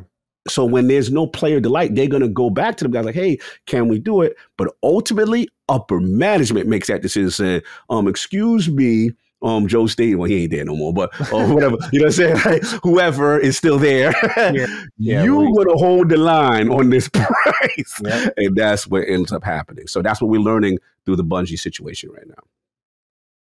Let's talk about something a little more positive here. It was N7 day yesterday as we record this, November 7th. That's usually a day for Mass Effect fans to rejoice, and it was this time around. We got a lot to talk about here. Michael writes in, hey, Duke boys, hope you had a good N7 day. Now, like most, I didn't expect much from BioWare in Mass Effect since Dragon Age is up to bat first, and we have years left before it releases. But shout out to BioWare for keeping us Mass Effect fans excited for this game. It does seem that even though this isn't the same team to deliver the Masterpiece trilogy, they are really using those games as inspiration for their Mass Effect entry. What did you think about all the teases they did? And do you have any theories? Have a great day, and I appreciate both of you for all the entertainment you provide. Thank you, Michael. Appreciate you. Hello, appreciate you. Yeah, man, what a fun day, really. Like, it was awesome just tracking all of this. I actually messaged their community directing team, and I was like, yo, like, you guys did an amazing job. Like, just there were so many little deep cuts that they had in the lore, and a lot of this connected to 2022's N7 Day. They commissioned fan art and put QR codes in it that led to secret websites. Like, they were doing really cool stuff, man. I just hats off to BioWare as a team. Like, they did a really good job. Yeah. So for those who didn't catch up on N7 Day, it was a 3-part release where there was a letter from what's his name, Mike Gamble, who's he's the franchise director for Mass Effect and the executive producer on the next game, and he left like a little note, and I thought, okay, this is probably it, because like Michael, I thought, oh yeah, like Dragon Age is up next, we're not going to really get much here. But then after all that, there was some like Morse code in there, like 1s and 0s, and then it changed into a website, and this website had led us to the shot of the woman's boots in the trailer. It confirmed that there's going to be a connection to the Andromeda Galaxy. It confirmed the year, I think 2819, which was the year that certain arcs were sent out to the Andromeda Galaxy. So they're really just drawing the line between these two, which was already indicated in the initial next Mass Effect reveal trailer that, they show right away the Milky Way and Andromeda. So right there, you're like, okay, they're going to do something here. But now we're seeing they're interwoven together. Anyway, over the course of the day, these 3 websites show up and are discovered by fans. The last one was discovered through those QR codes in the fan art that BioWare had retweeted. And that led to the final piece of the trailer where you actually see like the upper body of this Destiny, Starborn, Zero hybrid, like just looking fly as hell. You can tell it's a feminine figure for sure. And she walks away with this kind of pistol. And whoever this is has to be the main character, I think, because I saw this video online, and it was of all of the N7 Day walking trailers that they do, right? The slow walks. And they do it for every MC. So they did it for Shepard. They did it for Ryder. And this was the slow walk for this one. So whoever this is, I think, is the MC. Now, there have been a ton of theories going around, and I'm still rocking with my theory, even though a lot of people were like quick to correct me, because they're like, no, like N7's like military focused and like Spectre is reserved for humans. Last year, the tweet that Mike Gamble posted on his or pinned on his Twitter account, I'm sure if I go there now, I hope to God he didn't remove it, but let's see here. I should have had this up, but he pinned a tweet. Yeah, of course he changed his pinned tweet. Anyway, it was a quote about Liara saying not to underestimate human defiance, and it said Liara to Sony. It said Doctor, Shadow Broker, and Redacted. And I see this kind of the first reveal trailer of Liara, right? Like, she's the only visible character from the entire N7 crew, right? That is true. And then you see this more feminine figure. You see the head shape. I'm looking at the helmet right now in this I'm looking at it. Art. That drift is hard. And I'm like, this, in my opinion, it has to be an Asari. But also, you see inside the dress of this concept art a nightclub that looks like the Afterlife from Mass Effect 2. And I'm like, if it's an Asari, I mean, is it Arya? Oh, we going there. Okay. So I was talking to Shinobi 602 about it, because like he loves Mass Effect 2, and we're like, it could be anybody. People are like, is it Shepard? Is Shepard back? Is it Liara? Is Liara the MC? Because when you look at all of these characters, like Liara is like almost the default romance for Shepard, in my opinion. And she's like the ride or die from start to finish. Oh, cool. She can last this long, right? Like, because she can become a matriarch status. She can live this long, where they can kind of play with her in any part of the timeline. Like, so I know lore stuff has suggested otherwise, and I get why some people in my video comments were like, yeah, they were kind about it, but like submitting corrections and other ideas. But something about it just screams to me like the way they're handling things and putting the focus on Liara. I might be overthinking it, but this is either a new character, Shepard, or Liara. I don't know. And that's what's so exciting about it. It's so exciting. So, Cog, you're dressed for the occasion. You did a whole presentation on Mass Effect, so you must be thrilled. So what do you make? What are your theories, if any at all? First things first, N7 Day, but this series is so dear and dear to me. Obviously, I one of the greatest games of all time, in my opinion, Mass Effect 2, which I did a presentation for with LSM Fam. with this shirt. And look, I didn't expect much because in my opinion, Dragon's Age is the focus. You got to get this out the door for my thing to even exist. That's where I'm at, right? So I'm just like, okay. So to get what we consider this like an ARG, you know, the community coming together, piecing things together. I watched Mr. Manny Plays videos, very excellent videos. Oh, thank you. Things together. Yeah. I actually just found a screenshot. Someone thinks Garrus is in here. I'll send you this link. I think Garrus is in that club shot because if you look at this link, Garrus in the club. Let me see. Yeah, you'll see right there. That looks just like him, right? Yeah. Him, right? Oh, yeah, that's definitely him. Yeah. And then, yeah, absolutely. Then we got, what's them dudes that talk that alien race in the back? That's hilarious. They got that funny the tentacle head dude. Yeah, I always forget their names now. But I don't know, so but they're just like, I remember them from Mass Effect 1. They're just like, such know-it-alls. Yeah, very snobby. Yeah. Very know-it-all. Why am I forgetting the race type? But anyway, so look, to get this and the community, you know, all over this thing, putting this thing together, man, I'm excited. So the first thing I'm going to say is I'm excited because obviously I'm not an Andromeda fan, but connecting the universes as far as the focus with the Milky Way galaxy and Andromeda. So hopefully we get some connections there, right? In defense of Andromeda, because whole goes hard for Andromeda, the combat, I hope they take the combat from Andromeda. That was a strong point. Good. So good. Now, because Mass Effect, as much as I love it, and they're the GOATs, that's an old era of the clunky era. We got to get to the new wave, which is Andromeda. I give you that. But go back to Unreal because Andromeda with my face is tired. And the bad faces. And when they tried to frostbite that situation, oh no, it was looking like a B-rated movie. Nope. Yeah. So stick with Unreal like you've been. Now to the speculation. Female figure, very Destiny Warlock. For my Warlocks, it looks like the Obsidian Mine exotic helmet that she has from Destiny. The N7 drip is fire. Definitely also you can, for my Starfield head, Starfire, very Starborn energy. Completely. Oh, the color set is, the drip is amazing. Vibes. Yes, just dark, very cool. Oh man, I'm so pumped. Now, who is it? This is tough because your theory is strong. You know, I do feel like Liara has obviously we know the Asari race. We know based on the lifespan, she's around, right? Yeah. So, and Asari is around, right? Then we go to the history, you know, the Mass Effect 1, the first human Spectre, right? But in your defense, Maddie, Spectres don't have to be human. Because remember, Saren was the Spectre before Shepard, and you go chase, you know, why he went rogue, so to speak.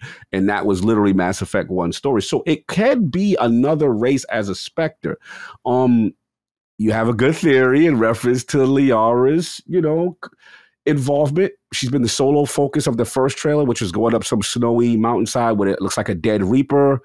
On, you know, of probably the end of Mass Effect 3, I'm assuming, you know, spoilers, but by now, if you haven't played the trilogy, it's on damn Game Pass. I don't want to hear it. So, you know, at this point, uncovering which could be Shepard's remains and her affinity for the human spirit. And what she said, the human defiance. And to your point with Gamble's tweet, it was like, you know, if you played the first one, you played part 2, you know, she was one of the best DLCs ever was the Shadow Broker Return to Oh my God. That DLC was amazing. She been through some things. Liara been through some things, bro. So yeah, I mean, it is possible she could be a Spectre. It is possible. It's not out of the realm. My gut tells me probably a new character. Character. That'll make the most sense, right? Yeah. Start fresh. Give your you know, callbacks to the Shepard generation and the Milky Way characters, all the races that will maybe still exist. I don't know how if Krogan still exists. I would like to see Rex. You know what I'm saying? You know, shout out to rest in peace to the homies. The other, I ain't gonna spoil it for people, but you know, can't see Thane. But you know, look, I think there's a lot to bridge the gap here. And I think a new character could potentially do that if I'm doing it from a game design. However, I won't be opposed if you come up with a Lazarus project and decide to bring Shepard back and Fem Shep. Won't be mad if you come up with some. I saw a crazy theory that it was like Shepard and Liara's kid.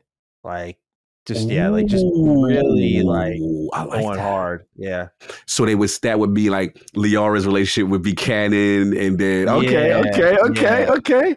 I could dig it. You know, a little bookworm, a sorry love. You know what I'm saying? So look, I'm pumped. The only thing is, man, how far away is this thing, bro? Like, I could.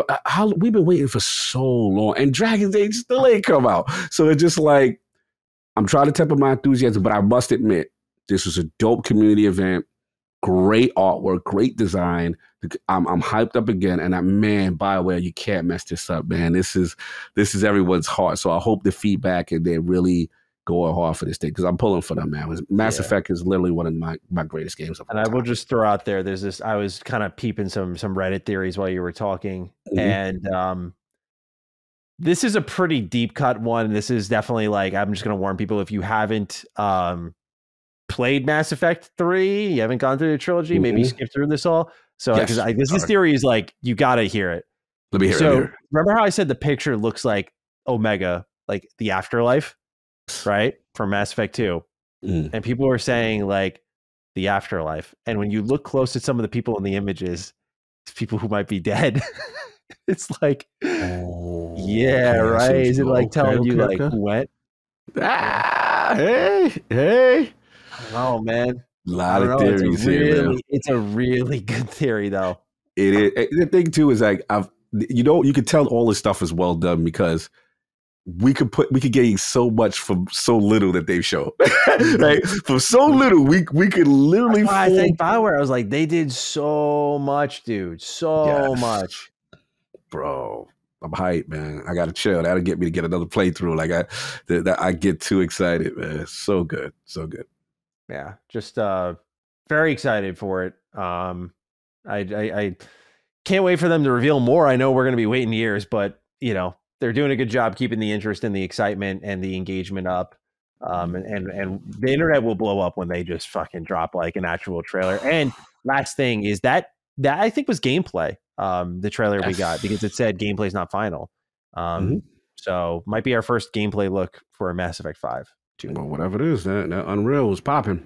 That outfit, that drip, whoo, fire.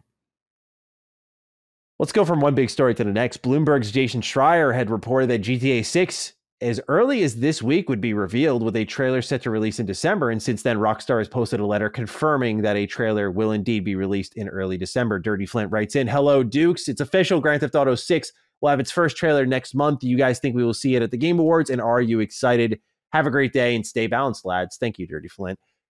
I noticed that after this story had leaked from Jason Schreier, that Jeff Keighley was like, "And catch the Game Awards."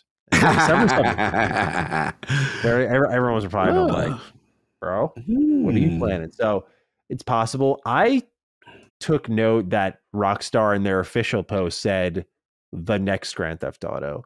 And I would not be stunned if it's called GTA 6, but also with the leaks that were suggesting like a live service single player kind of game where the city's updating in real time. And with how long GTA 5 lasted, what would you think if it was called GTA and it's just the one that hangs around forever? Interesting. Just a theory. Just a theory. I could be wrong. I could be wrong. But yeah, do you think they go the platform route? Because you look at, I almost feel like the business necessitates it more than what the series is previously known for, right? When you look at how much money GTA Online makes, how popular it's been, the fact that like, bro, when we skim over the fact that a 2013 game, when we're looking at top 10 games, look at Starfield, bro, it's number 9, just losing to GTA 5, this fucking 10-year-old game. It's crazy. It's crazy how accustomed we are to the fact that this game still sells. Who doesn't have this game is beyond me. It's crazy to think about how far this game has reached. And so the next GTA, I feel like it demands a platform. I feel like it does. I could be wrong. Sound like corporate baddie. I am thinking corporate this episode. I don't want to push it too hard because I could see as much reason for them going, for obvious reasons, going GTA 6 and just leaving the door open for another setting, another location. But Cog, what do you make of this confirmation? The fact that it leaked at all is crazy because Rockstar, they have leaks, but not to this extent where it's like we know when an announcement is about to hit. So that's a pretty high profile leak for Schreier. Fire. And then it's next December, early in the month. Do you think it lands at the Game Awards, sir? What are your thoughts? I mean, the biggest game, arguably in gaming, on the biggest showcase of video games in our industry currently right now. I mean, seems like a perfect marriage to me. And Jeff didn't seem too shy about his hinting, that it potentially could have something there. Yeah, this is going to be the big one. Obviously, most of us saw the leaks, so we know it is coming. We know it is in development. We saw a gameplay. At least I saw a gameplay. Yeah. I'm like, okay. So, this is going to be. This is going to break the internet. This is, if you're seeing right now, I don't know if you caught people are doing, they're like, when GTA 5 came out, I looked like this. I did it because I was a senior in high school. Yeah. So I was like, oh, yeah, this is actually kind of fun. Like, I look totally different. Yeah. I got to do it. I wasn't on social media too much the last 2 days with the travels and stuff, but when I jumped on today and I saw, like, what is everybody doing? This is cool. Like, I'm seeing everybody's before and after. It's super dope. But so look, to your question, it's possible. It's possible. I mean, the question, does it work with Rockstar's business model? My only question, does it work with their business model in conjunction with the multiplayer that I know is like just goes on and on and on? But it makes sense to have it as a platform and you just keep adding things to this world and you keep throwing things on. I just don't know the logistics of their infrastructure, how it would work with GTA, but I know they would want it if they could get it to work. The only question just comes down to, how do you handle the component of multiplayer? Is it just a suite that's part of it? Or do you like where it's a separate story? And I don't know. It comes down to the business part. And I don't know how they think. I just know they make a lot of money.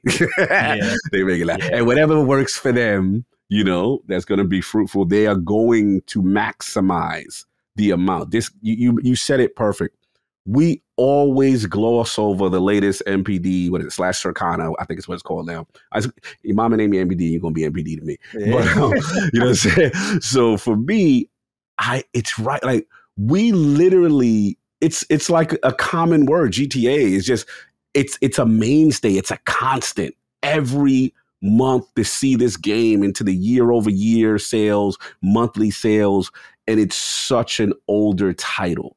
It's insane what GTA has done. That would be the only other game that, probably would, I don't know if it dwarfs Call of Duty, but, is the stature is just insane with GTA. So we'll talk about that next month. Certainly that'll be a massive headline, probably the biggest game announcement of the year. Yes. Just even with all the leaks. That I remember talking to Carrick, and I think he worked with, where did he work? Anyway, it was something involving like server farms, and there was so much anticipation for GTA 5 that the internet literally shut down temporarily. Like, there was a lot of so many people online at once. Inside baseball, I almost worked for them at one point. Ooh. Yeah, I almost worked for them. I was in the running. I was in the running for them. And it's funny you said servers. That's why I was like, wait, Maddie just know something. Like, you just triggers. I was like, how did he know that? This was a corporate cog exclusive. How dare you? I was like, I came very close. But apparently I got to give myself a little credit. COG was overqualified for the position. And they were worried that my stickiness would not be there. I got a side tangent, and this is not to attack anybody that's listening to this from Take Two or whatever. The worst thing you can tell somebody, like, is that, but like, when they go, someone asks you, where do you see yourself in 4 or 5 years? So COG is like, I'm trying to, know. Then it's like, yeah, he too ambitious. He's like, we need a guy who just wants to be a cog in the machine here. Yeah, so I'm like, well, what cog in the machine? Right? So why you ask me? Like, that was it was a fun interview. No disrespect, Take Two, love you. It's all good. Whatever. This is a long time ago. This is years ago. But it was funny. You just sparked the memory when all these topics kind of came together. We got more here. Sega says its first super game is on track for 2026. So not much longer now. We've talked about it a lot.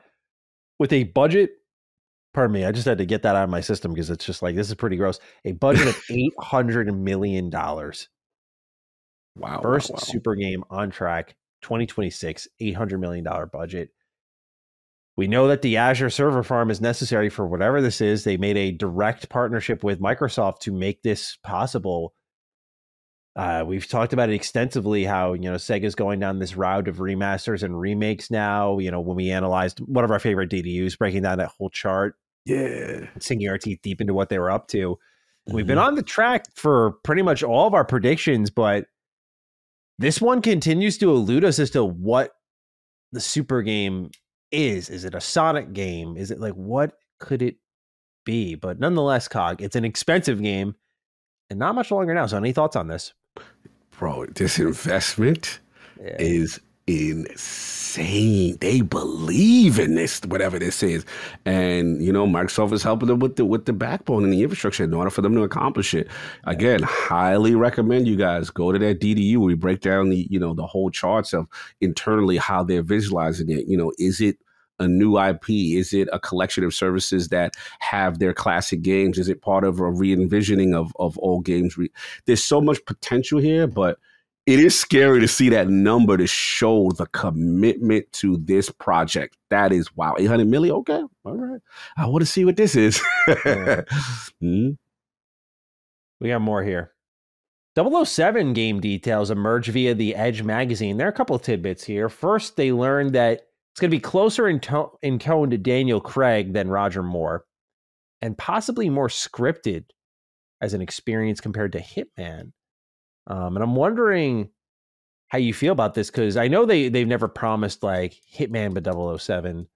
But the idea of 007 with his get up and gadgets and having that Hitman openness, like I'll always remember my experience with Hitman 3 because it was 5 levels.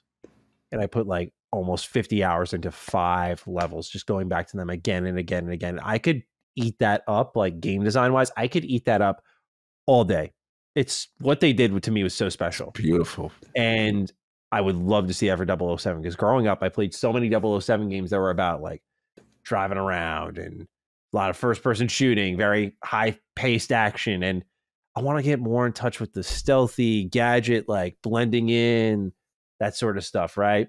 And I wonder if the scripted sequences would be more like car missions or big first-person shooting blowouts, but maybe the core of the game is that sense of freedom, because I don't see them just walking away from that. I feel like you pick a team like IO Interactive who works on Hitman games to take that skill set over to the Bond, right?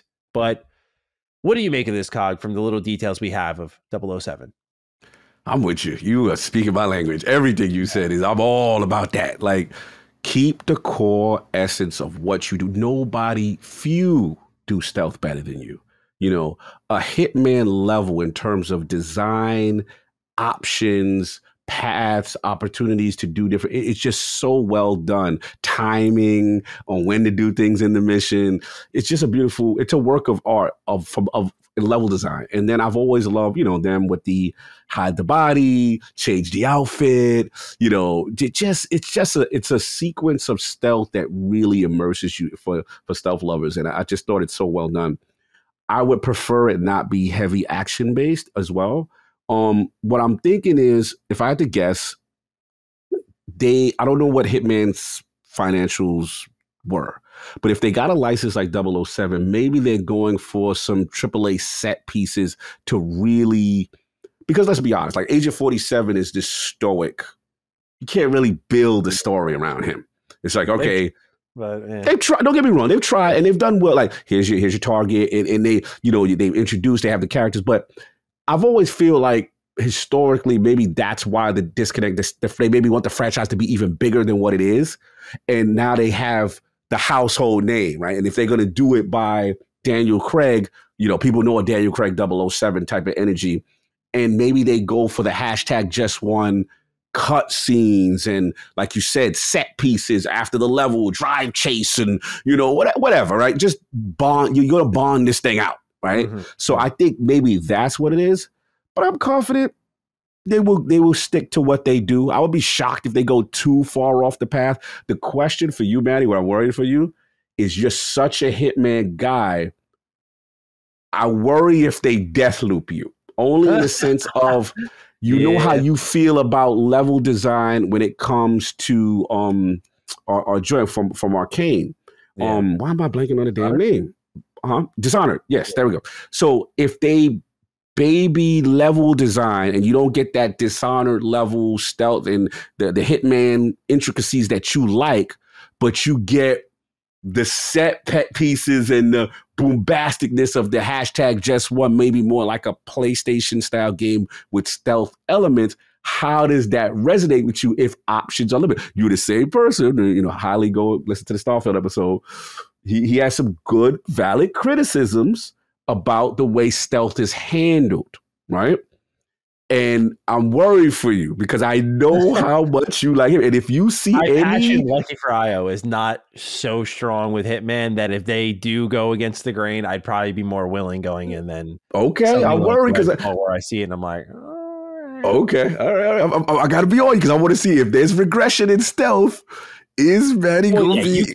I will say that you can't regress, in my opinion, stealth in a James Bond game. If they go all action, which there is like a charm to that, though. Like Quantum of Solace is just a straight up third person shooter for the Daniel Craig movie. And it's great. Like I have so much fun with those games. They're not bad. It's just, it reminds me of the Spider-Man games of yore. We got a lot of good Spider-Man games, but like no one fully, truly, wholeheartedly got this like evergreen capture of Spider-Man like now. And moving into the future, like this is the blueprint. Like you could argue there were ones like Spider-Man 2 was definitely like a generation-defining game, but you never really got like all of the bells and whistles, right? The combo, the combat, the storytelling, the presentation, the budget, the time, the team, the Peter Parker focus. Like you didn't get all of that. And I feel like that's where James Bond is and 007 is as video games are. Like where you have great 007 games. Of course, GoldenEye is one of the most celebrated games of all time. Like I loved Nightfire growing up. There's so many great 007 games. But if you walk away from the stealth and just make an action game, like you're just another in a long line of like, this will be good, but like it could have been great. Absolutely. It'd be more frustrating than anything for me. No, I agree. I don't think that's obvious. My track record. You don't like mediocrity here. You could be awful, but we don't like mediocrity. I know. Listen, when the one thing I learned with you, podcast with you, is when the bar has been set, Maddie is not a fan of regression of what makes you great. Like you want at least the core essence of what makes them great, which is that fantastic stealth. So my feeling is they may be just a slight because of the 007 aspect, but maybe they merge it in this cool way. And look, I'm pulling from IO. I love them. Let's go. I can't wait. And graphically, I have no concerns between that and Project Dragon. I'm very excited. What they do next. Certainly, and graphically, I agree. Assassin's Creed Red had some more leaks. Insider Gaming reveals that there will be dual protagonists: Yasuke, an African bodyguard turned samurai, and Naoe Fujibayashi, daughter of Fujibayashi Nagato, who is one of the 3 greatest Iga Jonin. There's going to be fewer map markers, according to YouTuber Jonathan, who's a known insider. Grapple hook tools will be available. Different stances will be available with the ability to go prone and crawl through the grass. Better stealth will be implemented into the game. NPCs can defend themselves better than ever, and you can recruit certain enemies as spies. Cog, I want to dish it to you right off the bat to hear your thoughts on the 2 protagonists. It seems like one will be a hero, one will be a villain. I will warn everyone on this, and I got to call Insider Gaming out a little bit here. We were going over it during the show, before the show, and I was reading it. I was like, they spoil a decent amount here. So if you've managed to avoid this article, I don't know how much Ubisoft plans to reveal. But just be careful because like I don't know if this is like the crux of the story, but there's like components of these characters' relationships that are in this league. And like, I don't mind mechanics like what Jonathan's doing because that's up to me how I interpret them and how I use them and the moments I discover they're used. But there's like relationships and descriptions broken down here between the main characters that I think would have been better left unsaid. And this isn't the first time that Insider Gaming's done this where they just outright spoil shit. And I'm all for the information, but at the same time, I'm like, yo, guys, like, you know that there are so many people on the internet who don't give a fuck and will just ruin shit for other people. Why are you feeding that audience so much information? Where, now people are casually spoiling games in Twitter replies and comment sections. They're posting pictures of spoilers. I hope I'm not like going to be the police here when it comes to the leaks and rumors, but like a touch more responsible on the narrative front. It happened like 3 different times. They did with Starfield as well. So anyway, Cog, I want to hear from you beyond all of that, beyond my soapbox shit. What do you make of the dual protagonists? Yeah, look, all right. I'm gonna be real, Maddie. I'm gonna be 100% real. Like, I was coming in hating on them. I was coming out.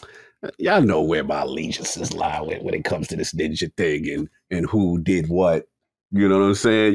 Y'all know where I'm at with it currently, right? So my thing is just like, let me see what they do, right? I'm a Jin Sakai dude. Let me see what they do. And I was like, all right, now we're learning, feudal. Okay, you're finally doing it. How do you implement it? All right, they coming for the soul now because, Yasuke is based on a real life account, of a black samurai. During that period, works underneath Nobunaga. I know a lot of the stories. I believe there's a Netflix series out on it right now. This is not only inspiring, but educational, right? Now, obviously, we getting a little bit of the spoiler with the other side of it. I didn't necessarily hear that just yet, that kind of thing. But look, I think they got potential here. My thing that's really excited me, to be real honest with you, though, I'm a heavy stance guy. One thing that Ghost of Tsushima does so well, water stance, clouds, just the different ways to deal with enemies. So that showed me they took notes from the current Ninja Go. They took notes because they ain't have all this before. So this is my attack at Soft segment because he's the Assassin's Creed guy. I'm the what you call, Ghost of Tsushima guy. That right there. One of the criticisms of Ghost, if you can say, and this is why I always defer to Soft, is that the samurai way of doing things when you announce yourself is kind of more promoted in Ghost of Tsushima. It's harder to do stealth in this. So I want to see how they do that. I want to see how they narratively include it. One thing Assassin's Creed does well, I have to give them this. When it comes to historical timeline, when it comes to the environment of what they're trying to portray, I got to give it to them. Like, they usually go all out. So I'm excited. I'm not worried for the GOAT just yet. But they coming, and I like what they do. I love recruiting enemies as spies. Oh, yeah, that's very. I know a lot of Assassin's Creed games have these mini games where you like recruit people and you send them out to do things while you're doing other things. But I think that was first introduced in either Brotherhood or AC3. I could be wrong, but I remember most of the AC3 where you'd send them out down the East Coast. And they would like your ship would do all these different things while you were completing other side tasks. So I wonder if it's kind of like that again, which I always liked. It felt like you were killing two birds with one stone. There was a good kind of meta game to that. I'm most excited about the grapple hooks because I think that after Unity, Syndicate came around and we were all burnt out. Not everyone, but a lot of us were burnt out on Assassin's Creed at the time. I don't know if that game got the most fair shake in hindsight for many reviewers, but you look at some of the traversal tools they introduced, right? That was the deepest they went into the timeline ever, where, you're right at the Industrial Revolution, like guns are prevalent. Could only go so far before you just make like a Splinter Cell game now, because you got to start bringing tech into the fold. But this is the furthest they went. And one thing they introduced was like the grapple lines. Like, you would be able to scale buildings really quickly, and that would allow them to mess a lot with structure and scale. They allowed you to grapple line across massive buildings, massive streets, I should say, on top of massive buildings. Like, the game had an awe-inspiring sense of scale going back to it that really impressed me.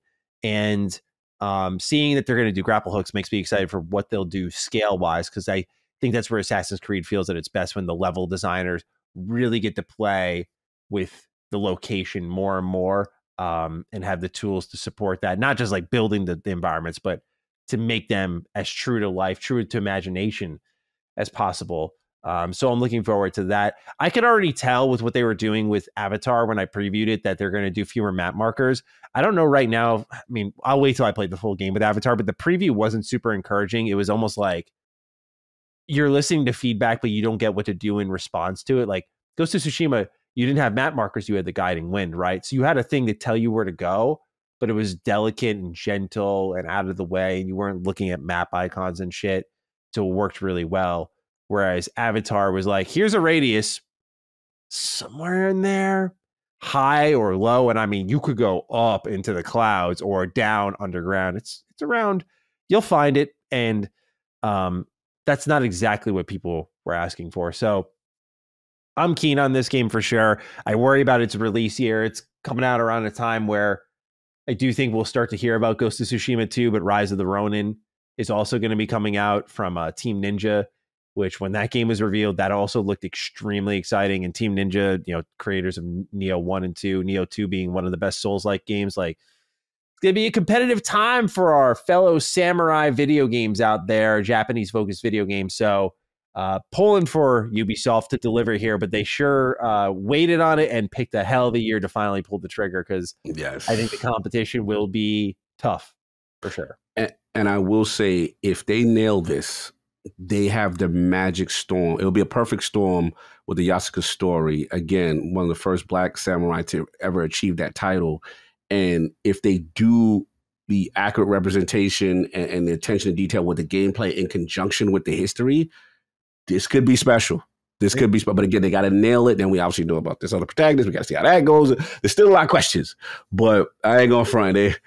Y'all on my radar now. Yeah. I got to take y'all serious now. All right.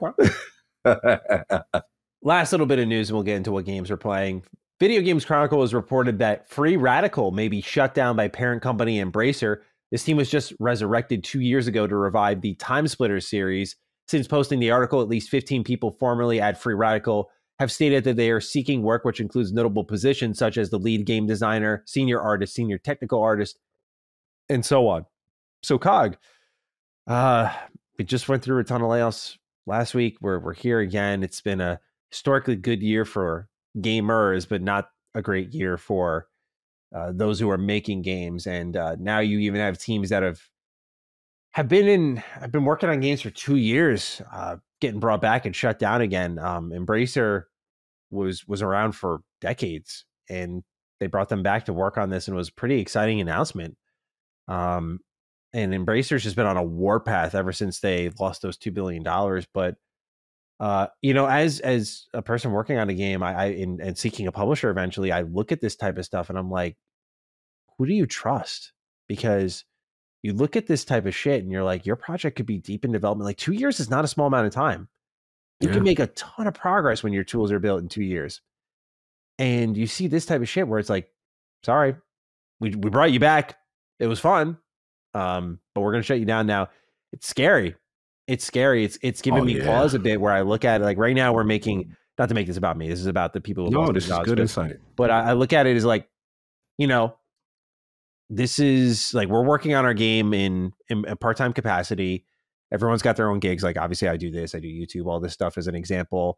And it's becoming increasingly hard to justify like investing fully in game development. Like everyone needs a backup gig nowadays in this industry, despite the money flowing through it. And it's different with something like Bungie, where you see the higher ups clearly made bad projections, bad calls, and some people should have taken pay cuts. Like you brought up elegantly, COG, with was it Miyamoto who cut his salary by 50% for multiple months following the Wii U's failure to make sure other people did not pay for what was Nintendo's higher up failure, right? Because the Wii U is a great console, but it just didn't resonate with people at all. And so that's not up for the people who made it or who built games for it to suffer. It's for the higher ups who made the Iwata. Sorry, Iwata. It was Iwata. Yeah. Thank you. Sorry. No, I appreciate it. And so with Bungie, that was the situation we talked about, where it's like that's where higher ups take a pay cut. We don't know what's going on with Embracer, other than they have taken in so much that now teams that shouldn't be affected are being affected. So I know this doesn't brand everyone, but you can't help but look around at like 6,000 plus layoffs this year alone. And I know more people are probably making games than ever, but you can't help but look at that and think to yourself, like, all right, like it's, as someone who's put a lot of time and money and effort into a game and you want to get into that side of things, it's scary to think about, like, who do you trust as a partner nowadays? And I of course, naturally plan to vet and be double, triple sure, but it's also like the other options on the table where I'll talk to my team and be like, do we just do this ourselves? Like, do we just, I know we'll make more money one way, but do we just do this ourselves and just try to handle this without having anyone tell us what to do, and just try to tough it out until and continue on a self-published route? Because it's just like these publishers, man, they're pulling the rug out from under everyone. And the reason that Video Games Chronicle reported this story, Andy Robinson posted that it was going to be a surprise thing for people. Wow. But that he's posting it in hopes that a third party swoops in and gets Free Radical or invests in them, takes them off Embracer's hands, or that at least members of the team can prepare. And so it's horrible to find out this way. But I didn't mean to make that all about me, but I wanted to say that I just look at it that way and think like, I'm sure I'm not the only indie dev who's looking at the industry going like, I want to be here. I want to make stuff. I want to, and like, there's so much cash flow here, and it's not about making money, but it's about making like memorable creative experiences. And I just recommend people check out this video. Tim Kaine, who's one of the higher ups directors at Obsidian, runs his own YouTube channel. Just search up Timothy Kaine. And he does these great developer vlog style videos, similar to if anyone's watched Josh Sawyer's videos. You know, he picks a topic in games and just talks about it. Like, there's no fancy editing or anything like that. He just talks. And he did a video called Game Development Caution. And it's a 2-part video. Like, he did part 1, it really blew up, and they did a part 2 kind of clarifying things that may have been confused. But in part 1, which did really well, he talked about 3 different stories and how where they all really synchronized is that we're in such a overly cautious game development environment to the point where, and this is something I've said for a while, AAA is poaching ideas from indies. Oh, facts. They're afraid to invest big. And he had this idea of code that he's done before that would have taken 45 minutes, he said, to write. Okay. But his programmer came back and said, I need 4 weeks. And he says, we've entered this age of overly cautious game development, and it's why we're getting so many games that, as many people have put it, feel like they've lost the passion, lost the energy because of this kind of economic climate where you look at where we're at and people are afraid to take chances anywhere, creatively, financially. So that's why I say, like, I'm looking at it as an indie dev and I'm like, Christ, man, like, I know we can't just shit money and just hope everything's going to be roses here. But you look at that and you think like, it's scary for people to hop in this industry. And it's why you're seeing so many companies sell off and cash out and fly out and make their own thing, because people want to chart their own course more than anything, but they need the money to do so. And so that's just my whole spiel on it. But Kai, I want to kick it to you. What do you make of Free Radical potentially being shut down by Embracer once, you know, again, another company going down at the hand of Embracer? Yeah. No, brother, you're preaching. I mean, that's the reality of the games industry and the volatility of it. Again, we talk about, you know, the record revenue that's being made, but we have to talk about these layoffs. These layoffs are insane. It's crazy, and companies and studios getting shut down, and then obviously the Embracer situation, which seems to be like they've taken on way more than they could, right? So there's risks with the publisher. There's risk with, as an independent developer, saying, okay, you know what? You know, we need security. Who do we sign with, right? Mm-hmm. And, you know, it's so much volatility to the point they're literally one of their executives, one of their CEOs, he stepped down. He about to do his own thing. Embracer, he literally stepped down, about to do his own thing about 2-3 days ago. So it just goes to show you what's going on over there. You know, I do believe in the circle of life as far as if studios get shut down, there's always a new studio to come up. But I do want to be respectful of the fact that, you know, there is tremendous risk. And that is, you said it perfectly. That is why we're not seeing a lot of the AAA space try new ideas. They're doing similar formulas because no one wants to jump out of pocket and then bomb, right? And then you put your whole company, these games are so damn expensive, you put your whole company in jeopardy because you took this risk or whatever. So to me, that's why I've always looked at the indie scene as the champions for new ideas and things, because they ain't got nothing to lose. Yeah. We out here, we're going to put out the best thing that we can, and we're going to try to make some money at the same time. Yeah. So yeah, this is unfortunate. And Embrace it just seems like every single week we keep hearing, you know, every month or two, we keep hearing something about them. They just seem to have, just to be honest, completely misfired on this. And I guess my concern was, what was their plan? And I don't see what the plan was. And they don't have a platform per se, right? So it's just like, it's just a weird situation. But when I hear that the CEO is leaving, you know what I'm saying? The chief operating officer, Egil Strunke, announced that he's formally resigned and he was essentially Embracer's number 2 guy, and now he's launching an all-new game company of his own. Yep. Like, bro, what is going on over there? Because it's just so much turnover and all the studios they acquire. So yeah, it's sad. It's unfortunate. And I will say this, I'm glad that you said Andy did that early, because what I've been doing as well is we got to start signal boosting people who have either lost their job or studios have shut down, so that these people could get on their feet with openings that people are hiring. And I've been trying to do that as well for a lot of my Bungie, mates and anybody who's going through it. Because to me, you guys are the champions. You guys are the heroes, including you, man. Like you're taking the risk to do something. I haven't done shit yet. Thank you, bro. But you're taking a risk, right? The effort, the amount. People don't understand the amount of dedication it is to make a game. Then forget about being, oh yeah, I'm full-time content creator. I'm full-time doing all this other stuff on the side. Oh, by the way, co-host to Define and Do. You know what I'm saying? It's down my whole portfolio now, man. I'm giving the resume. I'm putting the LinkedIn up right now. You know what I'm saying? Like, it's real out here. So it's like when people are going through it and it happens, let's signal boost so that those who are looking for talent go, oh, okay, this person's you know what? Let's at least just get them in here for an interview. And that's what I've been trying to do for our brothers and sisters in the community. I appreciate you for that. And certainly the industry does as well. It's important that, when things are at an all-time high, and I think toxicity, that we're, lifting one another up and, remembering why we all do this. And it's easy I can imagine like how sad some of these developers are, and then just beyond losing their job. It's like, you think you have a modicum of safety and it's just like that gone. And by the studios, not even by like the batch, by the studios now. By the studio, which brings in the unionization talk. It's so much, bro. It's intense. We're in for a lot of winds of change to blow through this industry in the next half a decade. And I am curious to see how it all does develop. But naturally, we will cover all of that. Cog, that's it for the news for now. Really meaty beginning news section there. We're playing lots of games. I'd love to start with you first, as always. Yeah, pretty boring. Again, with all the traveling, my good trusted ROG ally has kept me through, man. And look, I just got to be real, Maddie. Like, I know when something affects me when I can't stop playing it. I know when something has its hold on me when I go into it for a few hours to do 1 or 2 specific tasks, and that turns into 6 to 7 hours.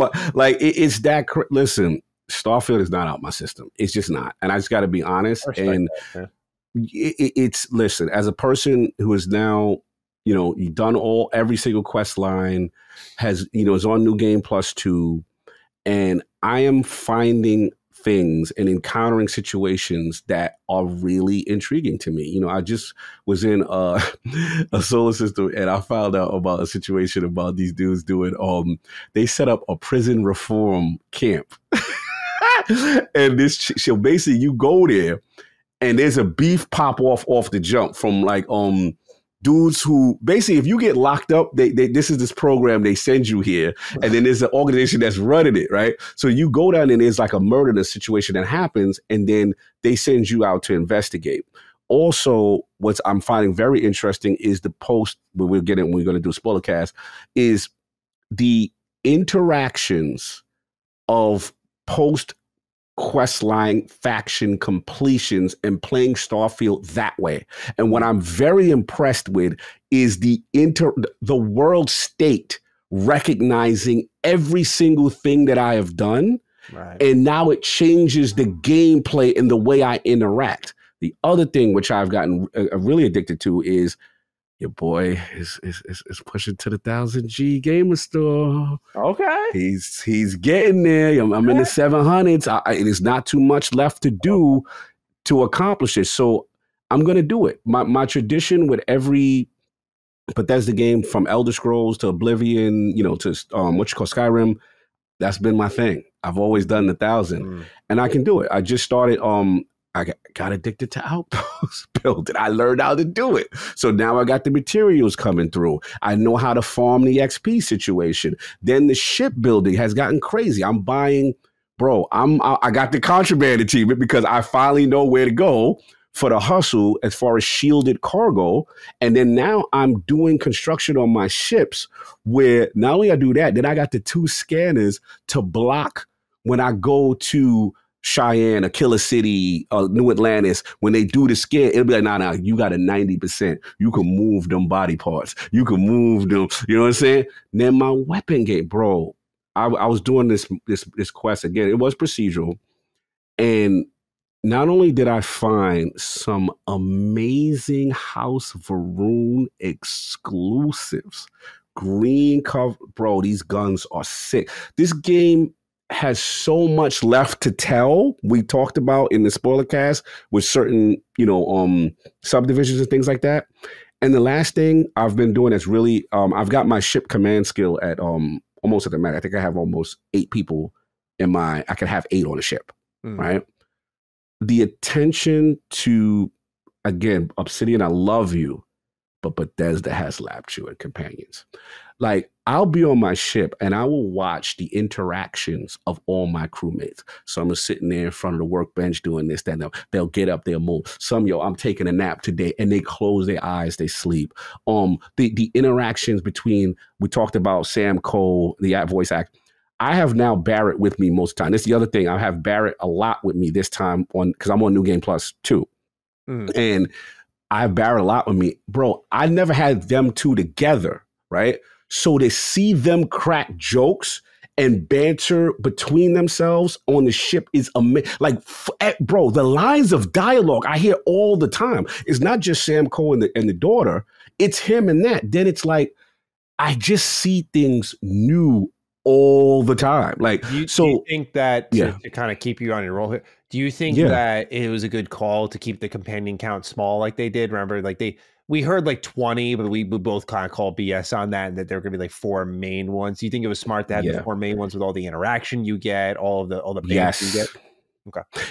Because I've never felt connected to, I'm a companion guy in games, but the way they do it resonates with me in a special way that I just couldn't put a finger on.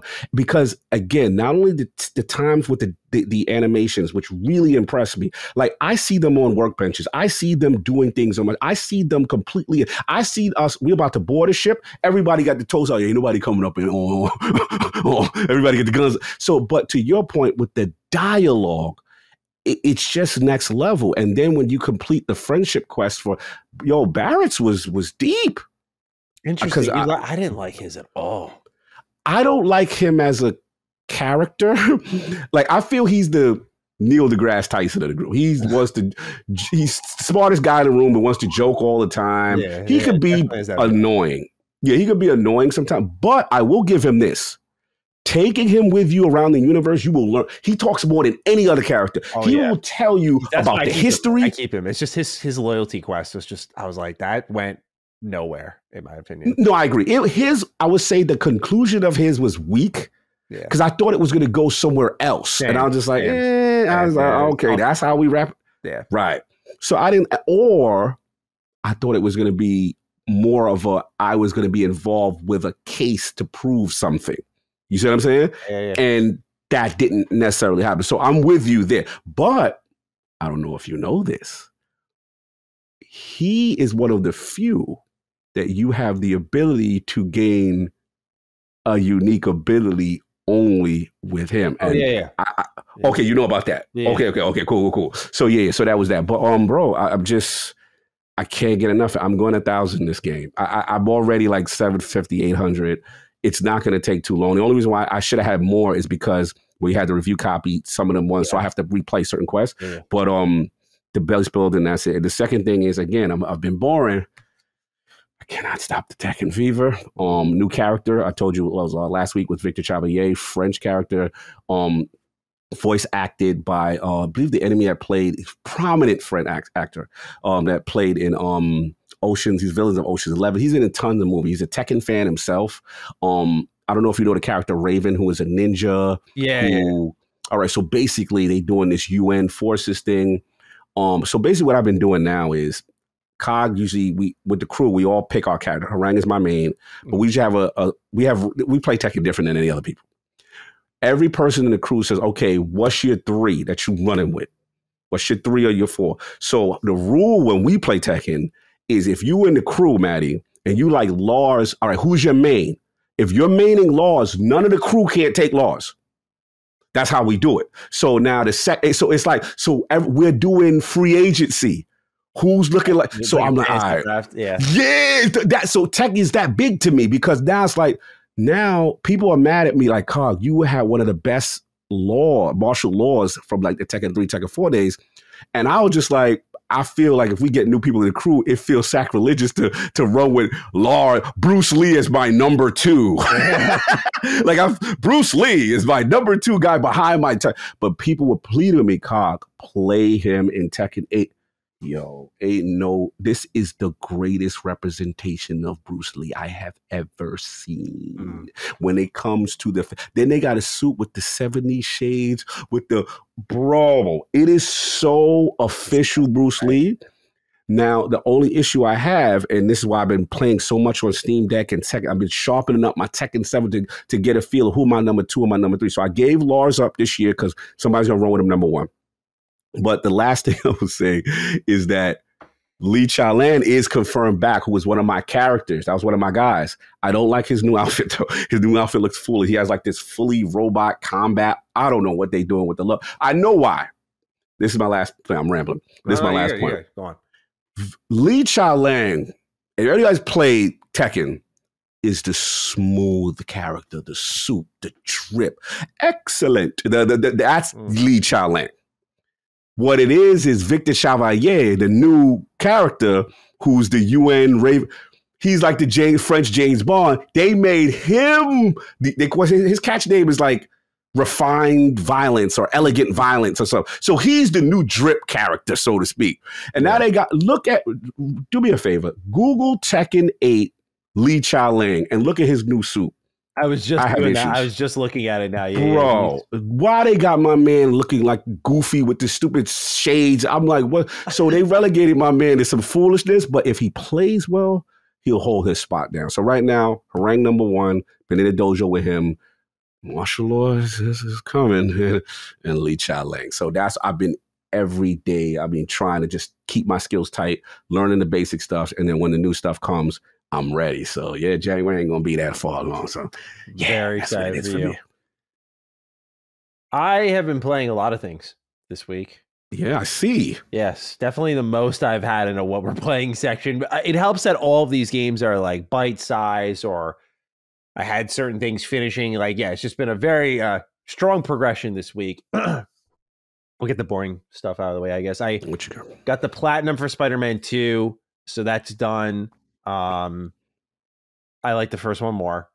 I do. Okay. I think the web swinging gameplay is better in the second one, but I don't want to be boring and reiterate what I said last week, but I wasn't pleased with the side content setups. I think the main story left me a little jaded because I think it left a lot of potential on the table. I go into all of this extensively in multiple shows and Retro Rebounds review, so if people want more details on that, it is available, but I don't want to bog down the old conversation I've had. But I enjoyed it. I don't regret playing it. It was a good time. Sad I didn't love it as much as the first one, but it was definitely like, I was talking to Locke about it because he's kind of on the same page as me. Like once I was done, it wasn't like Spider-Man 1 where I kept hanging around. I was like, all right, I'm going to move on now. Like I was ready to go. So, it did something right. I platinumed it and it was fun to play. I love Spider-Man, and Insomniac still gets Spider-Man. I'd still trust them. I'd bet on them every single day with Spider-Man. So I'm not too concerned about anything in the future. I just hope I feel like there was a little more Marvel mingling here, as in a lot of setup, like, and here's what's next. It's not done yet. And that's like the Marvel MO for everything. It's never truly over. And they've been riding that since like before Endgame, right? Facts. So I don't want it to pollute games more. I hope there's a degree of finality in their open world content. But yeah, me and Locke were talking, and the game felt way longer than it actually was. But I wrapped up the platinum in about 30 hours, so not bad. Salute. Picked Baldur's Gate 3 back up because that's the one that I need to finish before the year's out. So good, man. So game of the year energy. Let's go.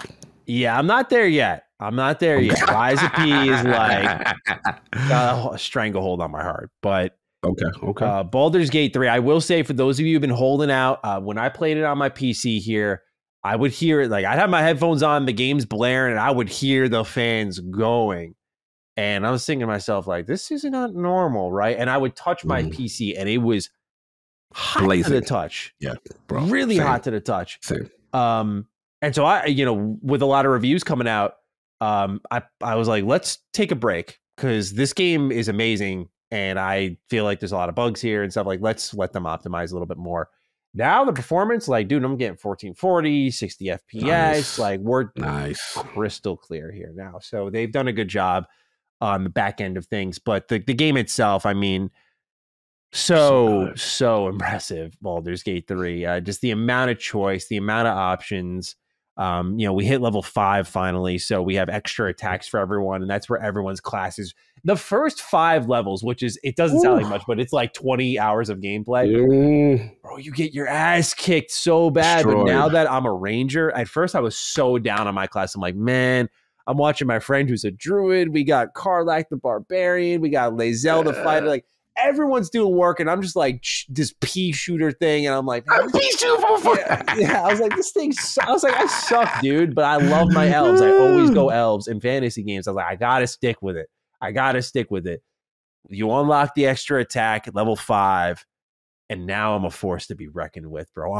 I'm summoning my companion, and I'm sending the wolves in. I'm shooting from up high. I mean, my character's got it all going on now. So it's amazing to watch the power curve, the corner turn. We just did the Grimforge boss. For those who don't know what I'm talking about, I won't ruin it for you, but it involves environmental interaction. It's literally Larian at their best. Like, it's really, really cool stuff. So Baldur's Gate 3 has been fantastic. I'm going to keep chipping away at that. My friend and I have made a schedule out of it, like every night, 8 p.m., like 4 hours of that's dope. We're just chipping away. And some days maybe we get some more in. But yeah, that's the schedule right now. So those are kind of the older things I've finished up or I'm catching up on. Modern Warfare 3 is the first new one I wanted to talk about. There's a lot of talk about this, I hear. So, I typically play every COD campaign. For those who don't know, before all of the Defining Duke and the Mr. Matty and the Retro Rebound, I was a competitive Call of Duty player. This was before esports had grown at all. So it was through game battles, and they had an MLG rank, and I was ranked like 900 at the time. So pretty up there. I played it competitively all throughout high school into college. I took it really seriously, and I think if I kept going, I probably would have got onto a professional team at some point. I have that faith in myself. It was never a lock, of course, but that was like my bread and butter. So I played a lot of it there, and the campaign was sort of like the off night thing. Like, the team's offline. Like, I want to play some COD. I'll play the campaign finally. I gotta ask you a quick question. Oh no, go for it. Quick question. As a COD made from back in the day, what was the rule? Did you with day one you picked up the COD? Did you rush to the multiplayer first to work on the prestige and stuff? Or that's what I said. Oh, dude, campaign, I used to have to find time to do it because I don't want to get behind, and I know these dudes are trying to prestige. Continue. I had to ask you that as during the hardcore days. So funny you asked that. I almost forgot about that. Yeah. Always multiplayer first, right? Just get involved, level up, test all the guns out. I was never in like the rush to prestige first. Like, I would always make fun of kids who were like, not literally, but like, I'd have friends who were like, oh man, I already prestige, and it was like the weekend of, and I'm like, bro, go outside. What's wrong with you? Come on now. That's coming from me. I never leave my house. Facts.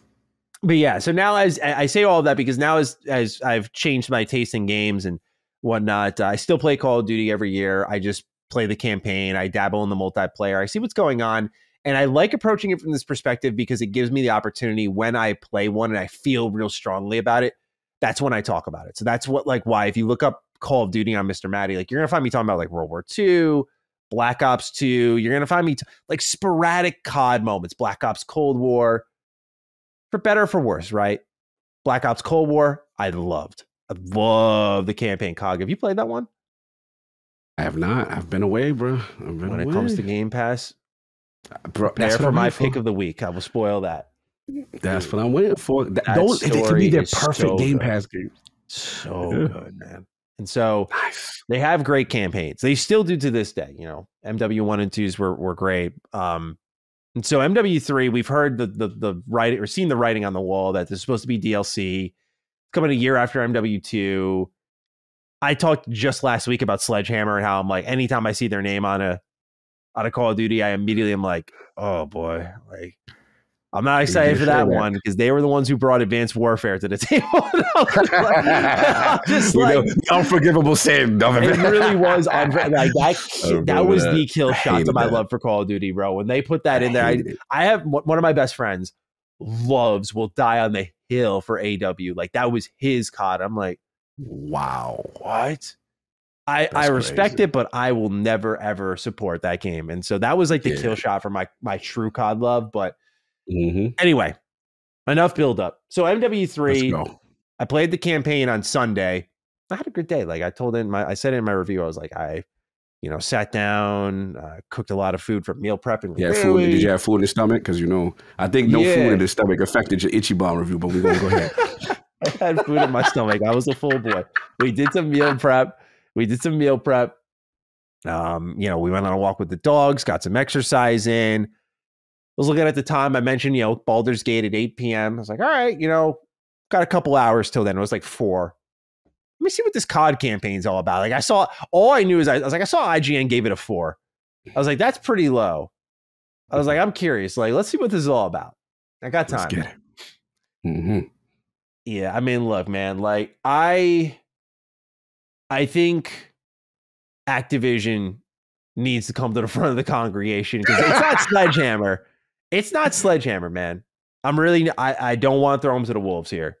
Okay, I would not blame them for making the game in the climate they did, the time they had to. If anything, the game is impressive in that light. But MW3 being sold as a $70 product right now for that kind of story, that lack of investment, and that egregious reuse of assets is it's bad, man. It's really so. I'll answer one of these questions in a moment here from Carson French, which is about like Xbox and how they respond to this. We'll get into the Xbox centric side of things, but I'll just say at the top, I don't find this to be an Xbox L. This game was literally released like 2 weeks after, released 2 weeks after the acquisition was finalized. Like it's not on them. And just like Bethesda, there is that grace period that they're given where the influence will be made over time.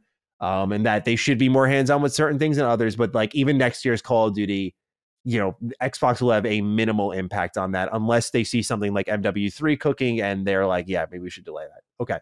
With that addressed, we'll talk about that more. So if you've played Warzone, you've pretty much seen everything environmentally in MW3. They have a mix of your standard linear campaign missions without really the big set pieces and the open, they call weapons free missions. Now there's a lot of potential there. And I said last week, I was excited about the sandboxing nature of it because it reminded me of Halo Infinite. Halo Infinite, even with my narrative critiques, I thought the story mode was fun to play because of just how you could approach everything. It was a ton of fun in that regard. MW3 doing that was exciting because I remember when they showed the first scripted mission to reveal MW3 gameplay, you were using the rappel gun and you were going up the side of the gulag, and it was like that moment of, okay, like what if you could do that without the contextual actions? You could just pull it out and go up the side of a building, like really open things up. That was exciting. They don't do any of that. So it's literally Warzone. You drop down. Sometimes you actually parachute in.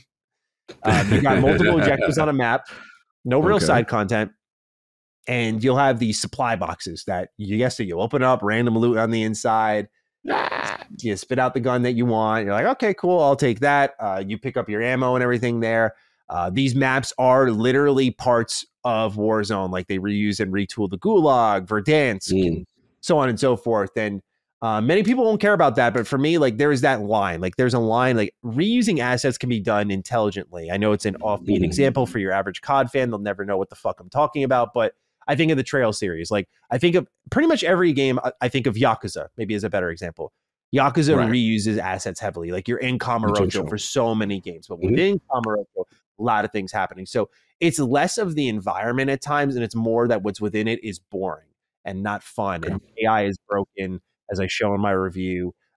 They don't engage, or they do monster closets where they just keep spawning all over the place. Like Cyberpunk, that's police kind of spawning where you'll see in the footage, like I'm shooting someone, I turn around, I'm shooting another one. There are dudes just dropping out of thin air. Like, classic Call of Duty. It's bad, not refined. That's been going on. I mean, I don't know how Call of Duty has evolved because I haven't played it so long. But I remember when I would put stuff on veteran difficulty or whatever. Not even forget veteran. You would have, it became just get to the next checkpoint. Yeah, so that was the old COD. They got better with that. Like the skirmishes would end, and that would be it. But in these open level missions, because you could tell that this wasn't refined. Because when you go back to the linear style missions, I don't think they're much better. But there is that finality, like firefight over. Like they're not just running and running at you mindlessly. Like there was something going on underneath the hood between these two mission types that they were just not in sync. Like it was like you were playing two totally different games. Got it.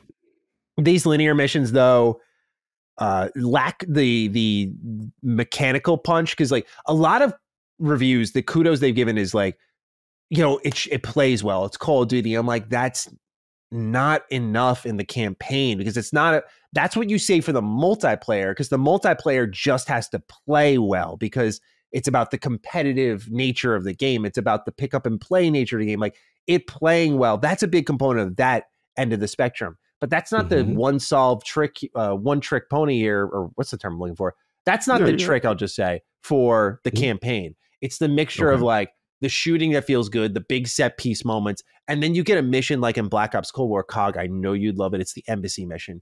You're walking around this Russian embassy during the Cold War, and you have tons of ways to approach your objectives. You can like slide into rooms, spy, find unique alternative solutions to getting to the end of your quest. Nice. And then it bounces back into gunplay. It's that ebb and flow, that tug of war that guides these campaigns into mastery, where you get a Black Ops 2, you get a COD 4, an MW2. And I think that speaking of MW2, it brings me to my next point. It's also not the gameplay that I think is troublesome. I can't blame them for the story not doing much. They had 3.5 hours. That's what it took me to beat the game. 3.5 hours for $70. Wow. Which is just not acceptable. But you can't, it reminded me of Crossfire X in that cannot tell a story of any caliber and deliver some kind of cohesive message in that allotted time if you're a COD campaign. You just can't. And that's why I don't blame Sledgehammer, because it's like you're given the reins to do MW3. You got to do something. They're saying, yeah, it's not DLC. You're doing the next full game. We're putting you out next year. And if this were like a $20 expansion, I think it would be received completely differently. Because what it goes for instead is it looks at old COD missions and it goes like, okay, what do people like? They like no Russian. That was a big mission, right? And this game goes for a no Russian moment twice. But what it doesn't understand, in my point of view, is no Russian was impactful, not just because of like the shock and awe of like what atrocity you commit in that mission, but it's that you're playing the game and you're pulling the trigger and like you're doing that, and it conveys to you a completely different message through gameplay than just cutscenes, which this game leans on for those segments that they're clearly drawing inspiration from. So it feels like a cheap puppeteering of these older COD missions, but not understanding what made them special.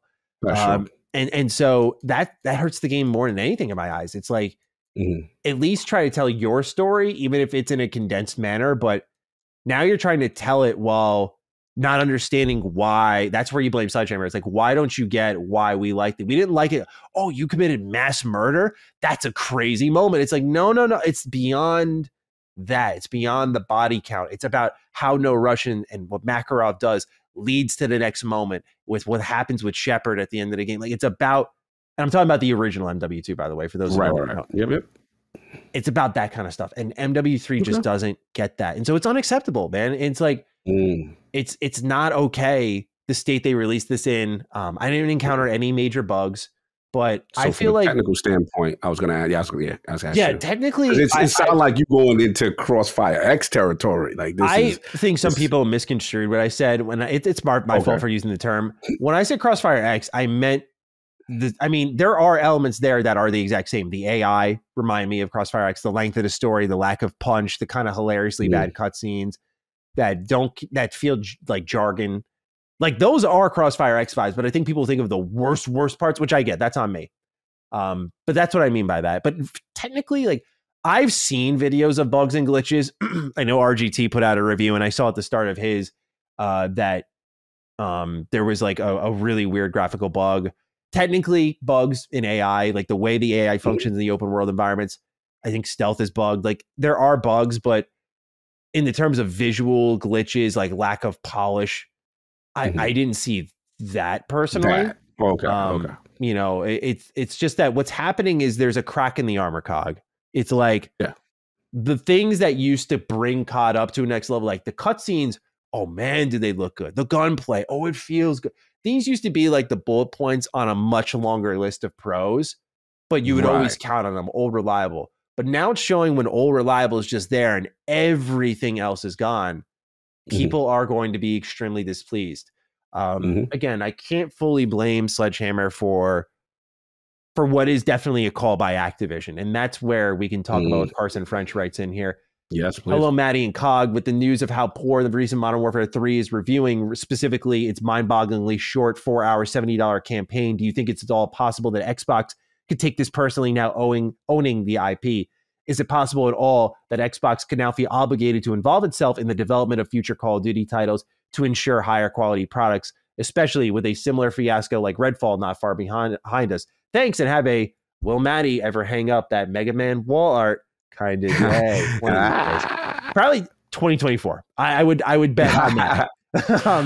No doubt. New Year, set it off. Yeah, right. Like I'll do it when I'm off and I have time to just piss away, and I'm like, all right, I'll finally hang this up.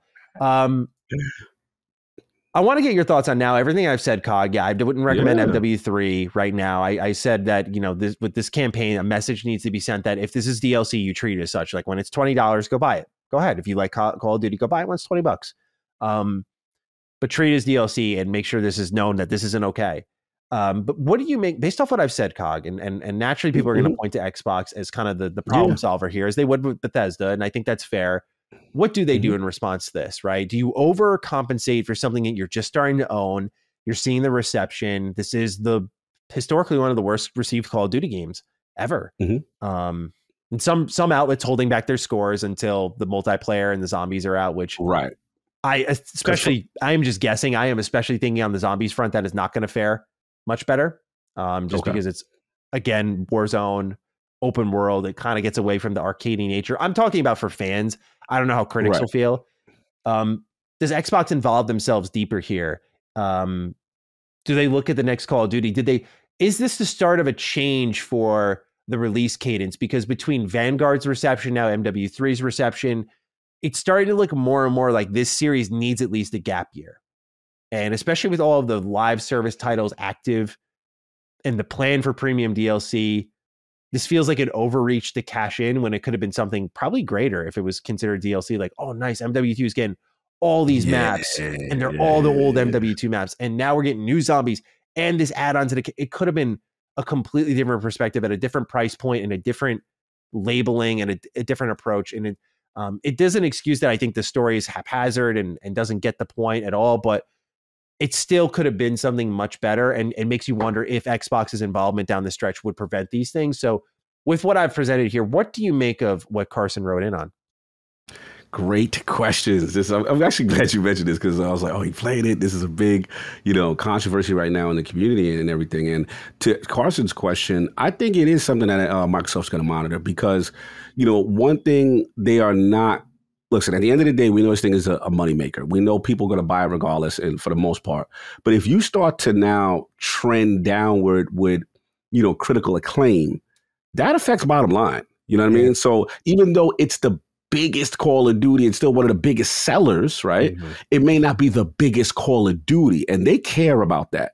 So, to me, I look at this as a result of, and again, no disrespect to Sledgehammer, but this to me represents the Bobby Kotick regime, which is bigger, better, bigger, always have to put it out, crunch, get this, we build another team, we got to make them every year, that kind of energy. And the result of doing this year after year, decade after, it's going to take its toll and creativity take its toll. And to your point, the narrative shifts if you tell someone, yo, $25, yo, new content, bro, expansion. It's a whole different conversation. You slap $70, right? And you get 4 hours of gameplay. And then some people feel reuse assets. You know, as far as the controversy, I'll say this. Look, I haven't played the game. I'm not a person that, you know, goes at people, because the big thing right now is everybody's going crazy about this 4. I don't know if you've heard in the street. You know, the thing is I really didn't know that people were losing their minds about the 4. I know a lot of Xbox fans are kind of like irate about how this campaign's being received, and that's why I'm like, this isn't on Xbox. Like, this definitely is on Activision, and I know that doesn't matter to many people, but I was surprised to see. It's especially because, like, I specified in my title, and many people are specifying, like, people are doing campaign reviews, which it's a big piece of the game. And I think the most common point of defense for MW3 has been like, oh yeah, like it's who's buying this for the campaign. It's like many people, millions of people. I'm not saying it's the number one selling point, but many people play the campaign every year. Yeah, it's like a tradition. Look, it is a tradition for some. And look, I know there was one year they had the metrics out and they tried to not package the campaign one year, which I thought was interesting. And then there was backlash. I think the year that they tried to do it. You know, I've been so out of the loop with Call of Duty. Yeah, wow. Remember that year they tried to sneak it. People was like, yo, people ain't playing it. We saw the metrics, you know, and then there was pushback like, yo, this is an unfinished product based on former Call of Duty standards. So look, the way I look at it is this. I've been so out of the loop with Call of Duty, I didn't even realize that a lot of people review the single player separate. Because I was just like, well, where's the rest of the game? So that's what's happening here. So look, I'm going to judge it from a complete package, but I'm going to respect the people who feel like, yo, this is half, you mailed it in, bro. Like, you use assets, you know, whatever. The only thing I guess I will push back, not at you at a review, is when I see, again, I don't care. If someone says they gave it a 3 or 4, that's on you. I'm just talking about the controversy when people keep coming to me, Cog, what do you think? What do you think? The first thing I say, I didn't play.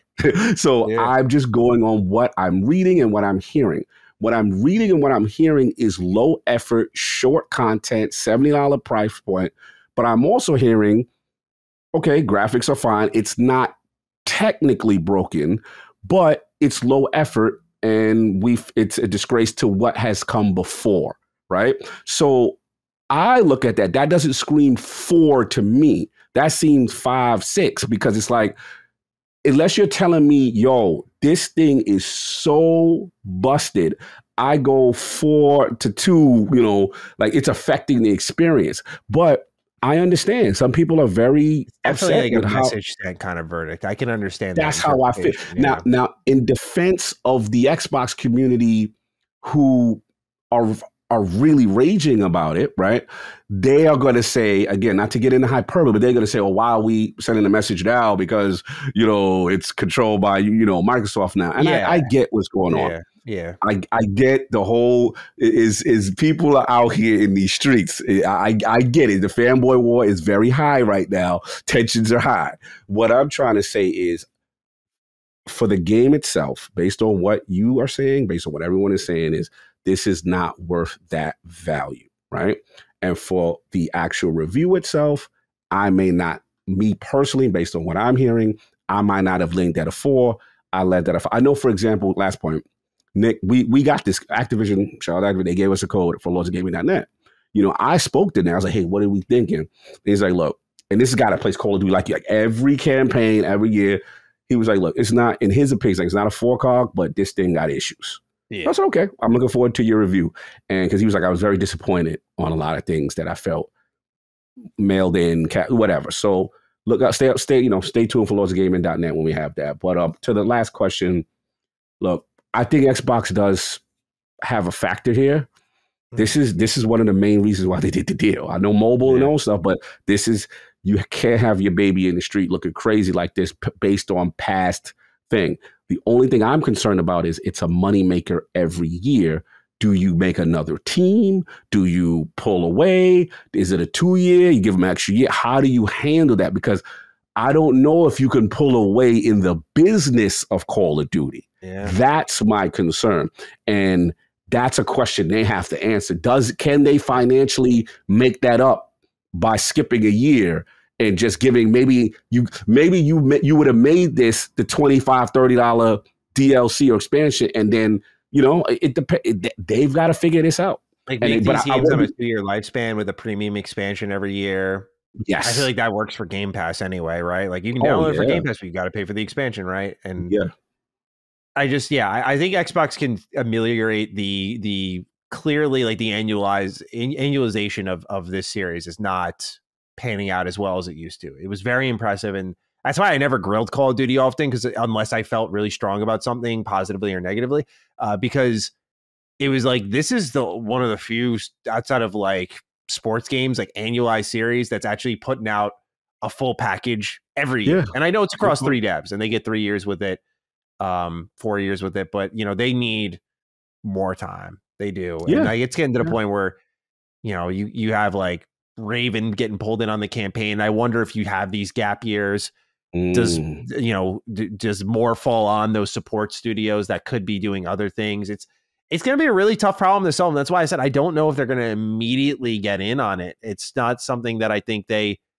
could really just immediately leap on, because it requires so much analysis and it has such a strong ripple effect across their finances, where they may just maintain status quo and not rock the boat here and let it be, right? But if you, as we'll get into with Activision Blizzard, or I'm sorry, just with Blizzard, there's a seemingly growing sense of like, we're going to be independent from Activision and free of what choices they make.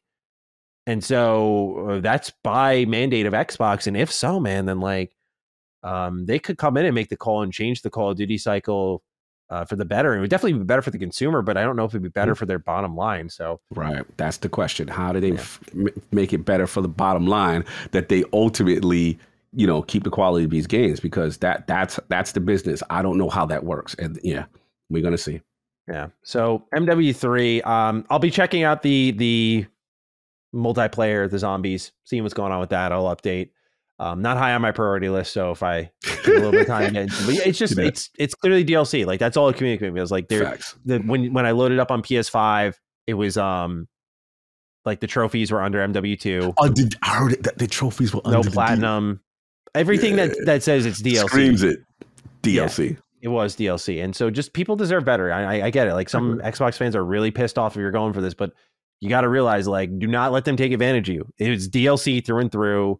Right. This Call of Duty is capable of way better, especially as like one of the highest grossing games year over year. Like last year's COD is one of the top earning games this year, if you need any perspective. Wow.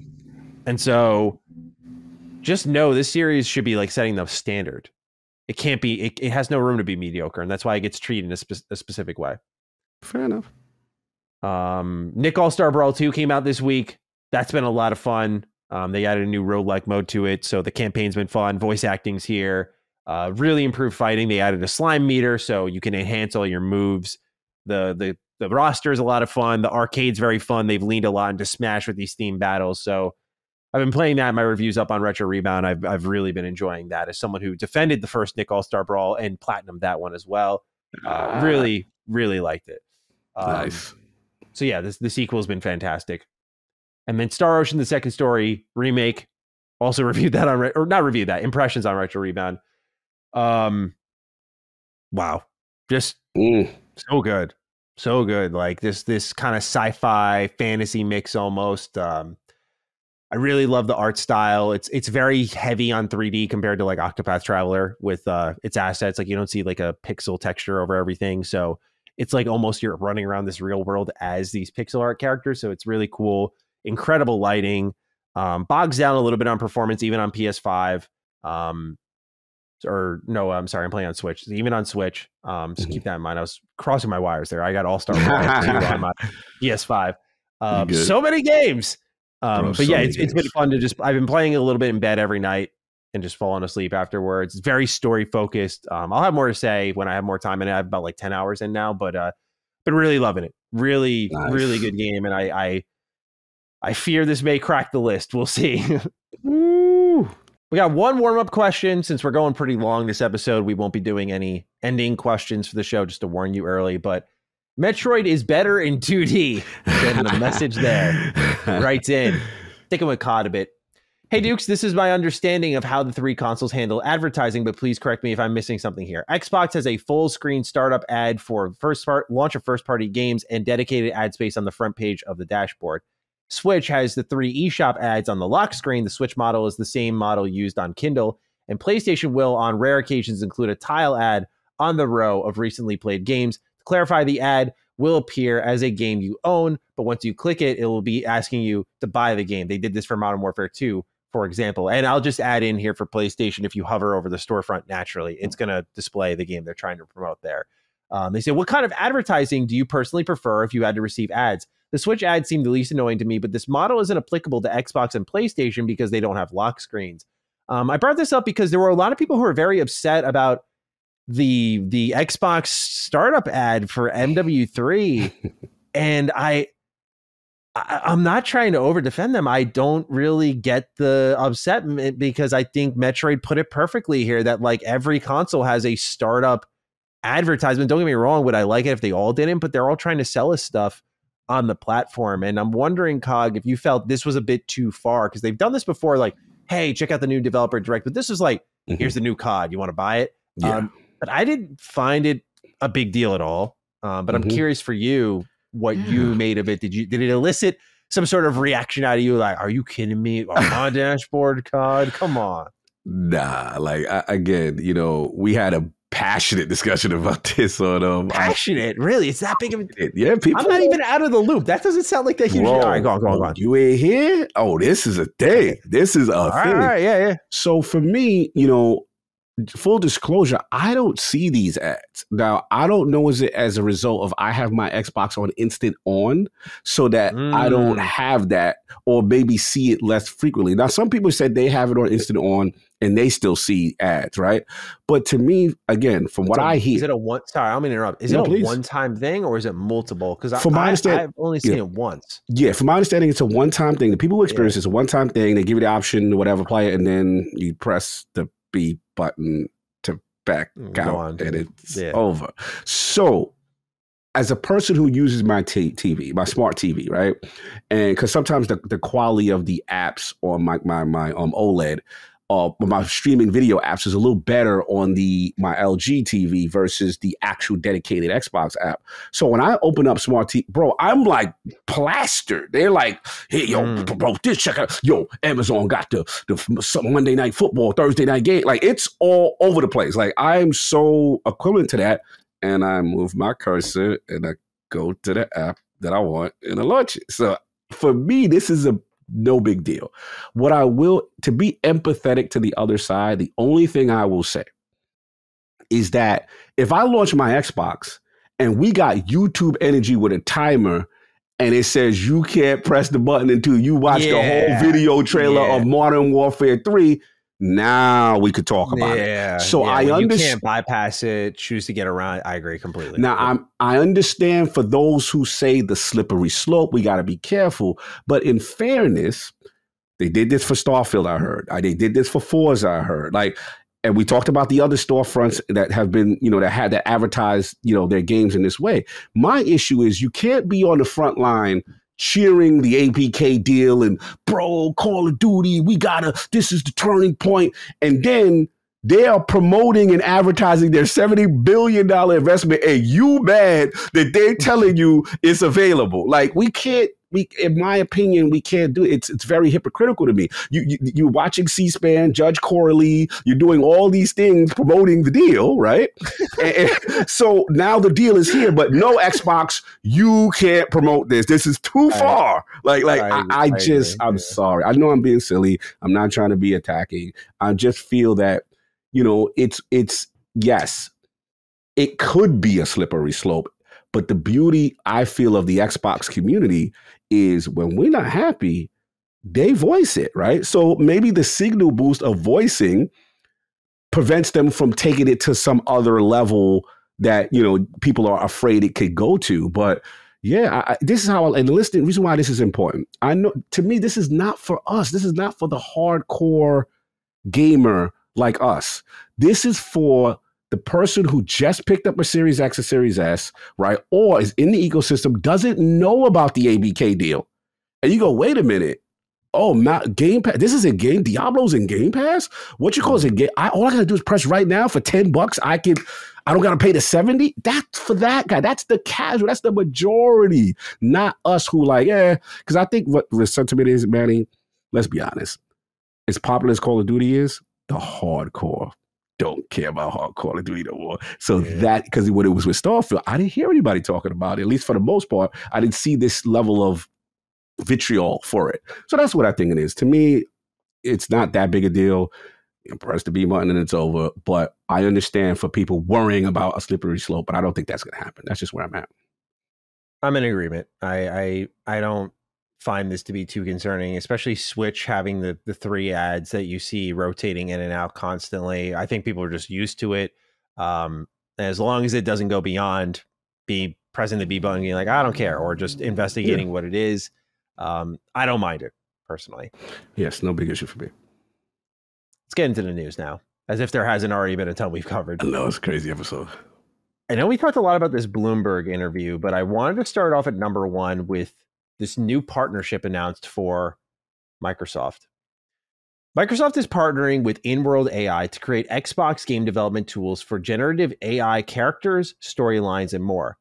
They say at Xbox, we believe that with better tools, creators can make more extraordinary games, explains Haiyan Zhang, general manager of gaming AI at Xbox.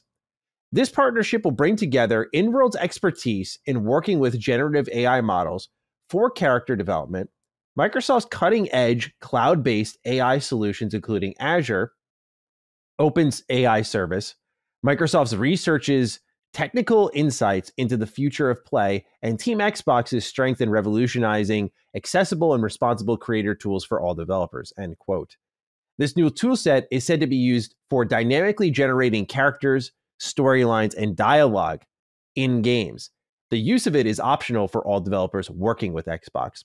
Brian Wagers writes in, hey Dukes, this week it was announced that Microsoft is partnering with Inworld AI so that AI created content can be utilized for Xbox titles.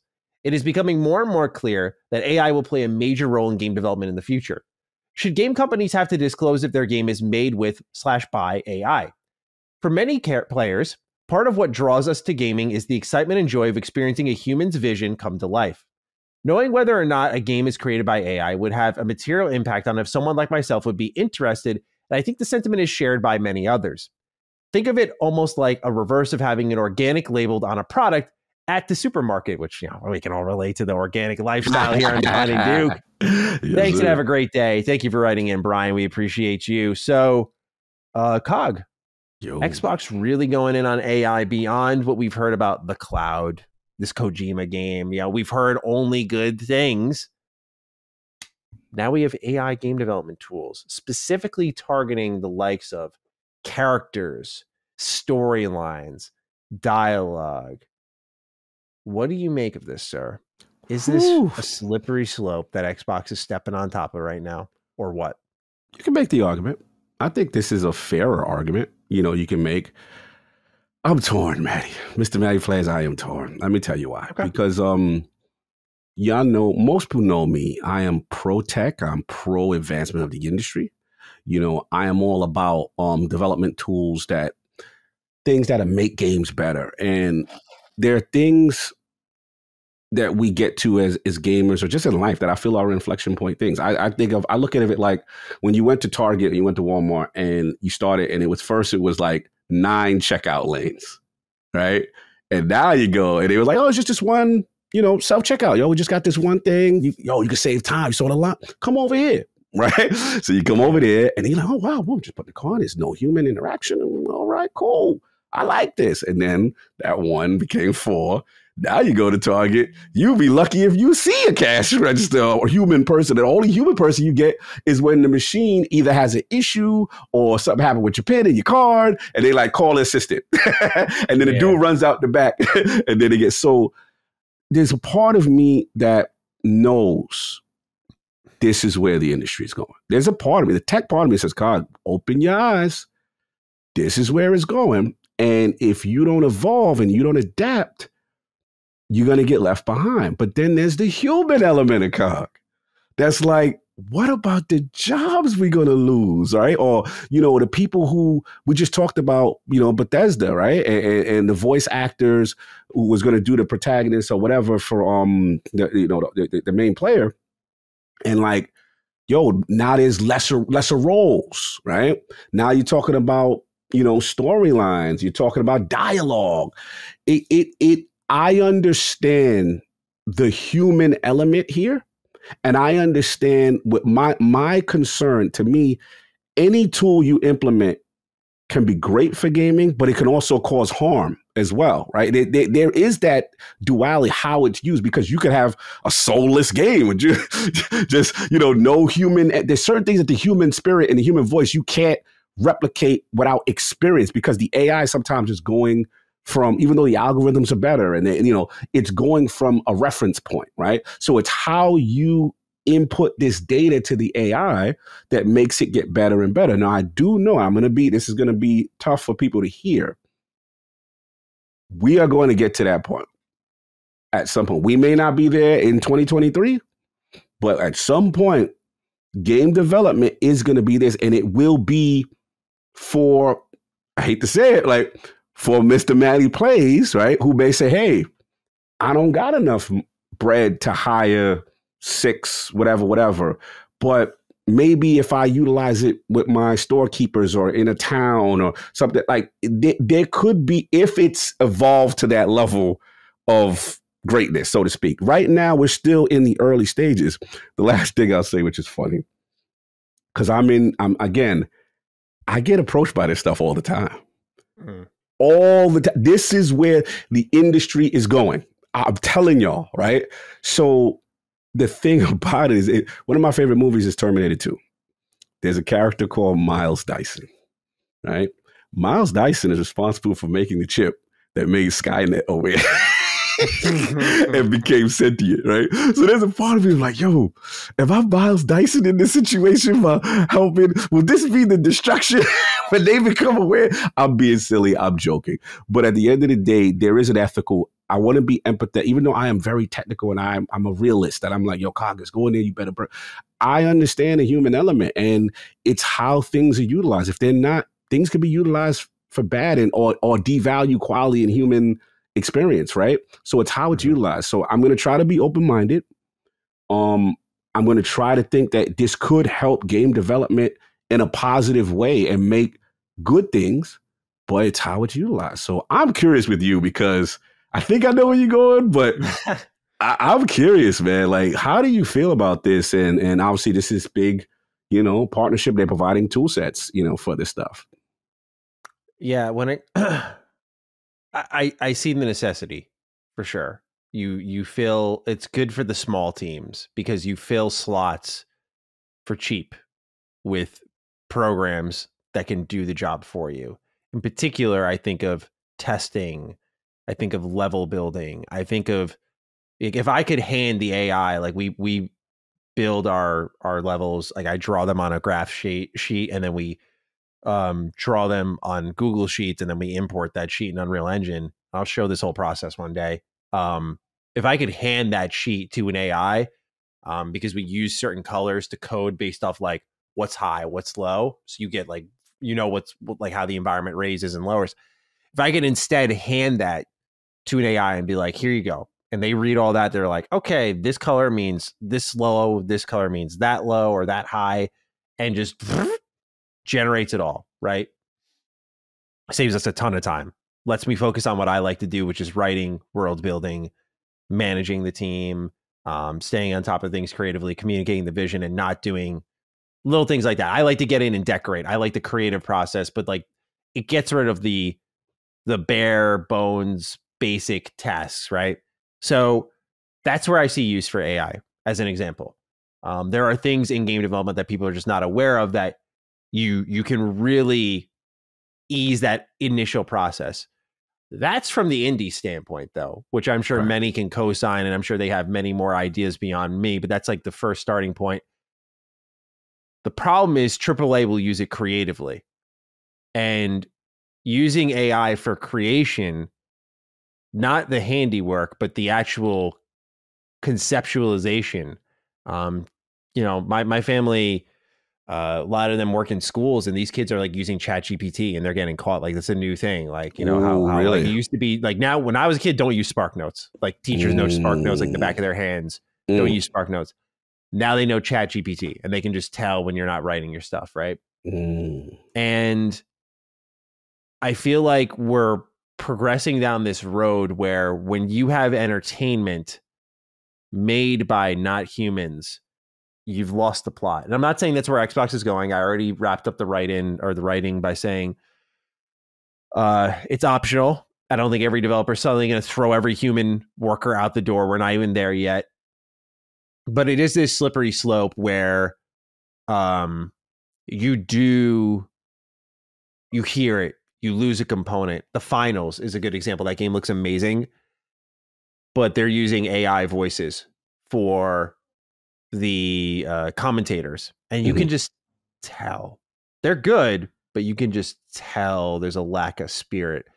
And eventually we're exchanging speeding up game development in ways that can be meaningful for those intermittent moments of like when you hear a particular part of a performance and knowing there was a person behind that, and that person really put their all into it, and that thing you're seeing on screen, that creature, character, whomever it may be, feels real. Like, that's what it's all about. And I think when you start to go down this path of AI where you're using it creatively, I'm not saying that suddenly they're going to say, okay, let's make our whole storyline through AI. All right, I get like you. The main story thread is going to be through AI.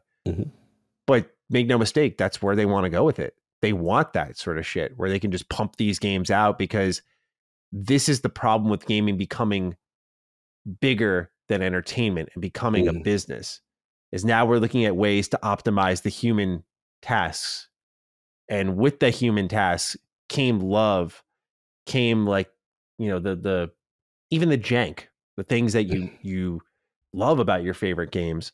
And I just think it's dangerous that, like, I said this all with Ubisoft, so it's not just Xbox, like Ubisoft with Ghost Rider and whatnot. I get the idea of like open world stuff, maybe a couple of side characters that are, the little back and forth you hear as you jog from point A to point B. The dialogue from the stationary character that maybe have I can live with that. Let someone focus their talents on. I still don't think it's really demanding much of the writing team. Like, you still get a lot of personality from that. But if you really wanted to push it far with me, okay, let everyone focus on the side content. But the problem is, as well, is this is coinciding with what I believe. Not everyone's going to agree, but what I believe is an all-time low for AAA writing quality, right? I feel like a lot of these games I'm playing in the AAA space, I'm saying the same thing about. I'm always mentioning how the writing is bad. They've missed the point. They're failing upwards, yada, yada, yada. I've said it for Gotham Knights. I've said it for Forspoken. I've said it for Atomic Heart. I've said it for Assassin's Creed Mirage. The list goes on. Good writing, in, say, the case we get with Baldur's Gate 3, or in my opinion, you get with Starfield or Cyberpunk, is becoming less and less available. And as we see more AI chewing it up, it's like we're losing the talent and we're seeing a computer overtake what's remaining. And to me, that's a problem, because you're removing, like, your writing, for example, your storylines, for me at least. I can't speak for everyone, because, for example, I don't think a Call of Duty campaign would convey this, to use a recent game as an example. Your writing usually conveys a personal experience or encounter of some kind. All of the I'll go into more detail on specifics, but like all of the characters in our game I'm working on now are a piece of me, I say. And I'll, again, define what those are. And I do that because it lets me reach deeper, right? Because there's writing, like, putting it all down on paper. Ideas are there. But there's a difference I've noticed, and it makes it taxing physically and mentally, I guess, because you got to dig in those dirty areas. But I dig into those pieces of myself because it puts these characters to life. There's a difference when I'm writing a scene for it to exist versus when I think of something personal or a scene I've seen online. Oh yeah. Has charged me up. And that's where you get the best type of moments in any entertainment, not just gaming. And so when you start to have a bot do that, a bot doesn't know how to dig deep. They know how to generate a storyline, and create these characters and create these names. And I don't know, for me, like even the naming convention is important. I'm not going to speak for every writer, but like every town, city, character that we've created in our world, there's a meaning behind it. There's a double entendre, if you will. And I just like putting that level of thought in. Not everyone does, but this sounds to me like we're going to, hey, ChatGPT, give me a list of 8 character names in a fantasy world with sci-fi elements. And they'll just, okay, there we go. We're going to use Jargon, Dorgan, and Jake and Dill. And that's it. Like, those are our characters. It's stripping the thought and the care and the love out. And I'm all for AI solutions in the handiwork component of things, programming, level building, lighting, stuff that just eats time. And if it, going back to that Tim Kaine video, if this leads to like more risky game development, because hey, we're not just like, oh, if I change the lights here, we got to do the whole build all over again. And that's going to break something, because that's what happens. If we can get away from that, like I'm for AI in gaming. I think there are tools that definitely need it, that can make life easier.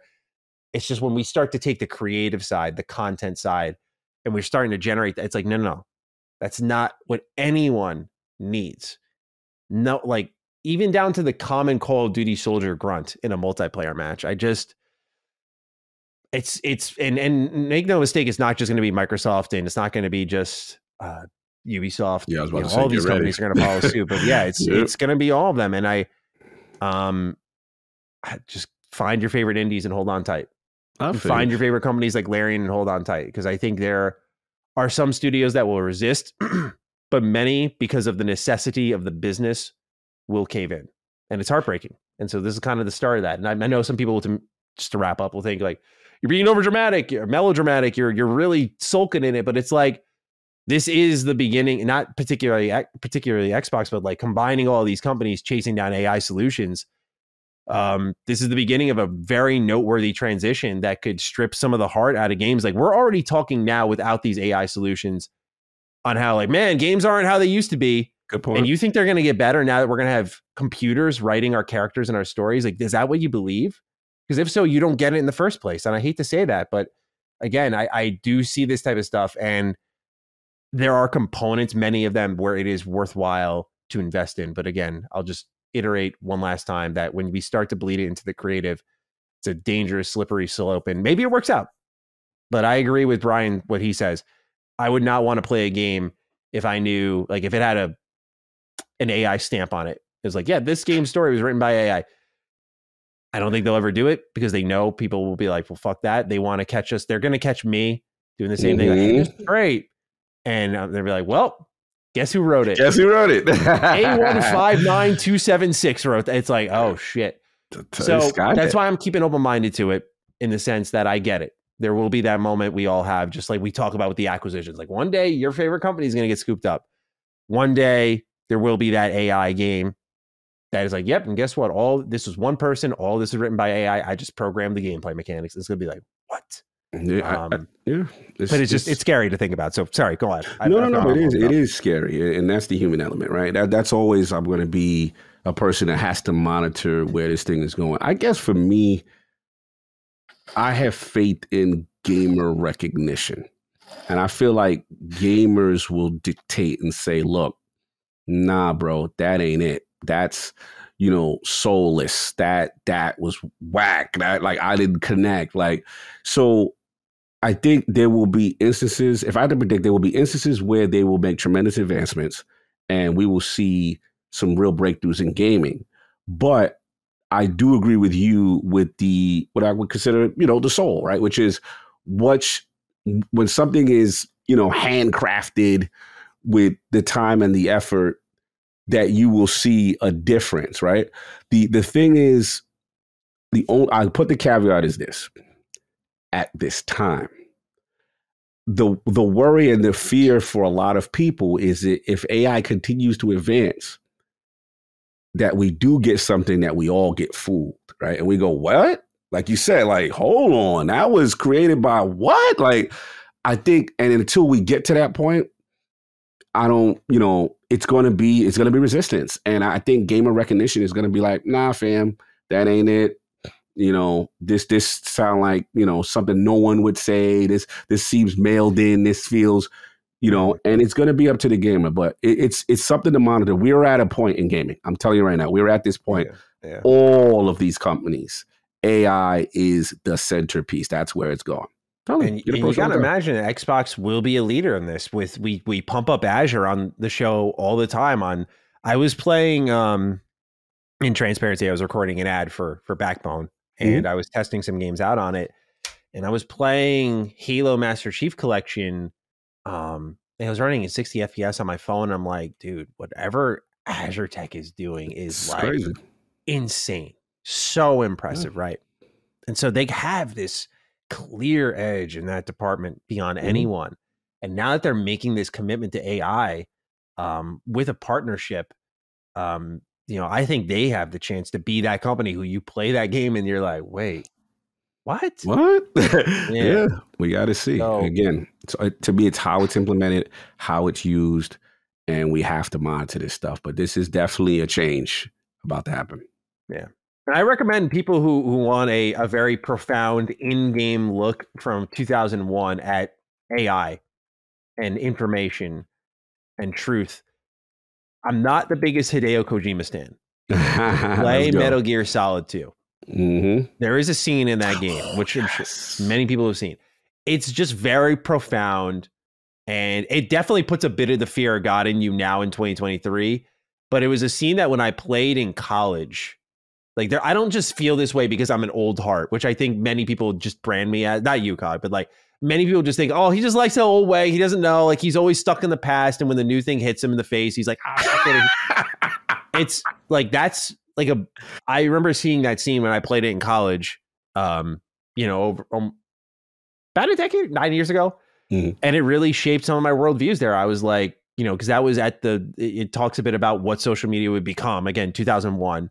And I won't ruin it for anyone, but yeah, just like at the dawn of like Twitter really popping off and Facebook, like all these big Instagram, like everyone's popping off. You see how society was transforming. And it's a very AI driven storyline. It's just, you look at it and you think, and I just encourage people to check it out. It would get you to think about this type of stuff. And I think there is potential. Like I could see a Galaxy Brain kind of story about, I'm probably giving some developer out there a really good idea, but I would never do it because I would want to write my own story. Right. But like being controlled by an AI, like a story written by an AI telling you to do things dynamically, that like there are going to be these moments of like metagaming that again will be cool. I can just worry about the creative process quite a bit. And of course, as you said, jobs being lost. Jobs is important. Yeah. All right. Great discussion. Any other thoughts on AI, or shall we move on? Nah, let's go. We good. All right, let's go. Number 2, Bloomberg has posted a report about some of the early interactions within Blizzard following Xbox's acquisition of ABK. It has led to optimism within the company. John Haidt, GM of the Warcraft franchise, said the following, quote, what they were trying to do to communicate to us was really wanting to get to know us. We're not here to tell you what to do. We're not coming in with a master plan. How can we help you? It was awesome, end quote. There is a growing expectation within Blizzard that their independence from Activision may be restored through Xbox, which Mike Ybarra, president of Blizzard, seems on board for saying, quote, I absolutely love that. It motivates the teams, end quote. Ybarra notes that many decisions originally had to be cleared with Activision execs, which slowed things down dramatically. He also expects that Xbox will remain hands-off as they have for better or for worse with their own first-party teams. Perhaps more exciting is that Mike Ybarra claims that he is open to less mainstream products, including a return to StarCraft. Quote, it's not me saying go make a StarCraft game. I need to have someone who has the vision and the passion that comes with the idea, and I'll bet on that team, end quote. He wrapped things up by stating that someone will have to drag him out of Blizzard as a testament to his desire to stay long-term at the company. SFish616 writes in, hey Dukes, with BlizzCon this past weekend, it was pretty clear Blizzard has a renewed sense of purpose under Xbox in these super early days. Numerous articles have come out with Mike Ybarra talking about a new sense of independence under Xbox. I just wanted your thoughts on this. This all seems great so far. I hope ABK gets dissolved and have to be their individual vertical alongside Xbox Game Studios and Bethesda. Getting other first-party games and features from Battle.net is also paramount, I would say. And also, Blizzard's marketing and cinematics team could help a lot of teams out. What collaborations would you like to see with Blizzard? Have a Mike Ybarra as a sleeper agent and Xbox played the long-term game kind of day. Sound like King David. Yes, sir. Thank you, Stephen, for writing in. So, pretty big report here in that the optimism is growing, and it seems like there's this expectation, as I wrote up here, that Blizzard will be their own independent vertical. We talked about this, I think, last week or the week before when Xbox was on that tour, and we saw how there was the logo branding, and it was just Blizzard Entertainment and Xbox. It wasn't Activision Blizzard like it has been. So there was this sense of, is there a separation? And now from speculation to the president of the company talking, they seem very excited about what's to come here from Xbox. So, of course, Cog, I want your thoughts on that. I want your thoughts on the commitment from Mike Ybarra, the visible excitement here, and what you expect moving forward with Blizzard. This is great. This is great. This is probably one of the more hopeful outcomes I had. I didn't know how it was going to go because these are big companies consolidating. Like, you don't know how it's going to go. You don't know who gets retained. I love to hear Mike talk about, you gonna have to drag me out this building. You know, you can say what you want about Mike Ybarra, but I met the man. The man is a gamer through and through. And at the end of the day, that's literally, when he went over there, he left Microsoft, that was his dream job. I used to play Destiny with Mike Ybarra consistently, and that was one of our favorite. But when it comes to that Diablo and that WoW, this man had clan set up. He had a rotation. Bro, he used to, I had to go to an app to schedule game time with the crews that he had going. Like, this man played them games, and that's his dream company. So I was like, man, remember I kept saying, remember during the acquisition season, I was like, please, if they could retain Mike, if they could retain Rod Ferguson. Shout out to Jaffe. I had Jaffe on ILP. You know, we were talking about this, and I was just like, look, this is what gives me confidence that this will go smooth. For Blizzard, this is huge. I like hearing them talk about the StarCrafts and older IPs. I like hearing that, hey, now we feel relieved that we don't have to get approval from Activision or whatever. And I do think that Microsoft has learned its lesson, and that's why these restructurings are going on. Hands off still, overall, I think was the right call, because in order to get acquired, studios want and developers want that creativity. They don't want to be hampered. They don't want to be told they have to do X, Y, Z. They want to make projects that they want. You get the best result out of that. So you got that in conjunction with now Microsoft say, hey, we're going to let you do what you want to do. We're going to have, obviously, some protocols involved, you know, with the restructuring as far as who has to answer to who at the end of the day. But what can we do to help you? It's like you coming through, the person was in an abusive relationship. Hey, baby, how can I help? Right? That's the first, that's all you want to hear, right? You got the new man, the new woman, and they say, hey, babe, how can I help? I heard that last situation. You know what I'm saying? It was kind of rough. And I just want to make your life a little easier. You know what I'm saying? People want to hear that. It feels good. It reinvigorates the team. So I don't want to undersell this. Like, this is a big deal. And I feel they got the right person at the top. You know what I mean? Because let's be honest, the talk was they may remove the heads and play political games, right? Yeah. And they didn't do that. They said, no, you stay here. So I'm excited for them. I think this is good. And I think it was the last point as far as, yes, as Fish said, they could learn a lot from Blizzard. I don't know if y'all saw them trailers. I don't know if y'all saw that marketing. Woo-wee. Microsoft can learn a lot from them.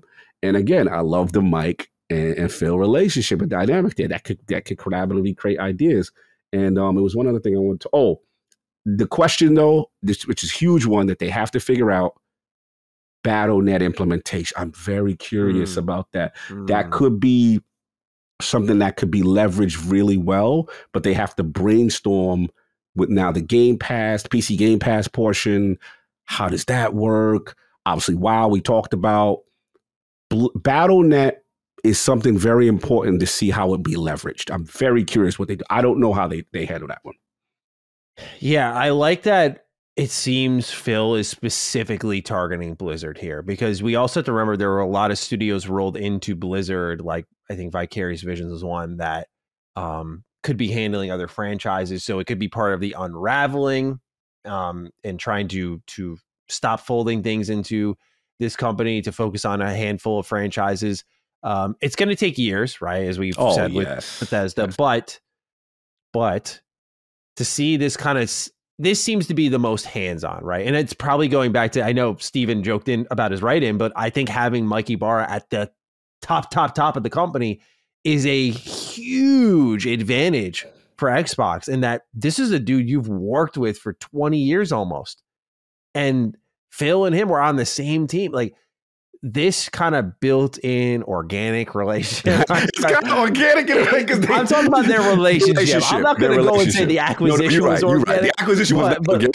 But the relationship is extremely organic. Thank you for catching Rod, me. as you mentioned. Right. No. Yes. But like, I got to say, man, like that is going to be a huge, I think that's why you're seeing more movement on the home front. Like we talked about earlier. Oh yeah, we might bring Warcraft to consoles, and we're talking about this independence now. Like, I think there's a clear, like, Mike has a vision for the company.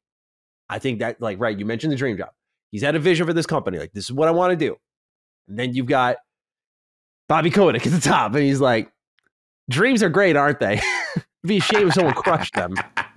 And so he's had to operate through what they would approve.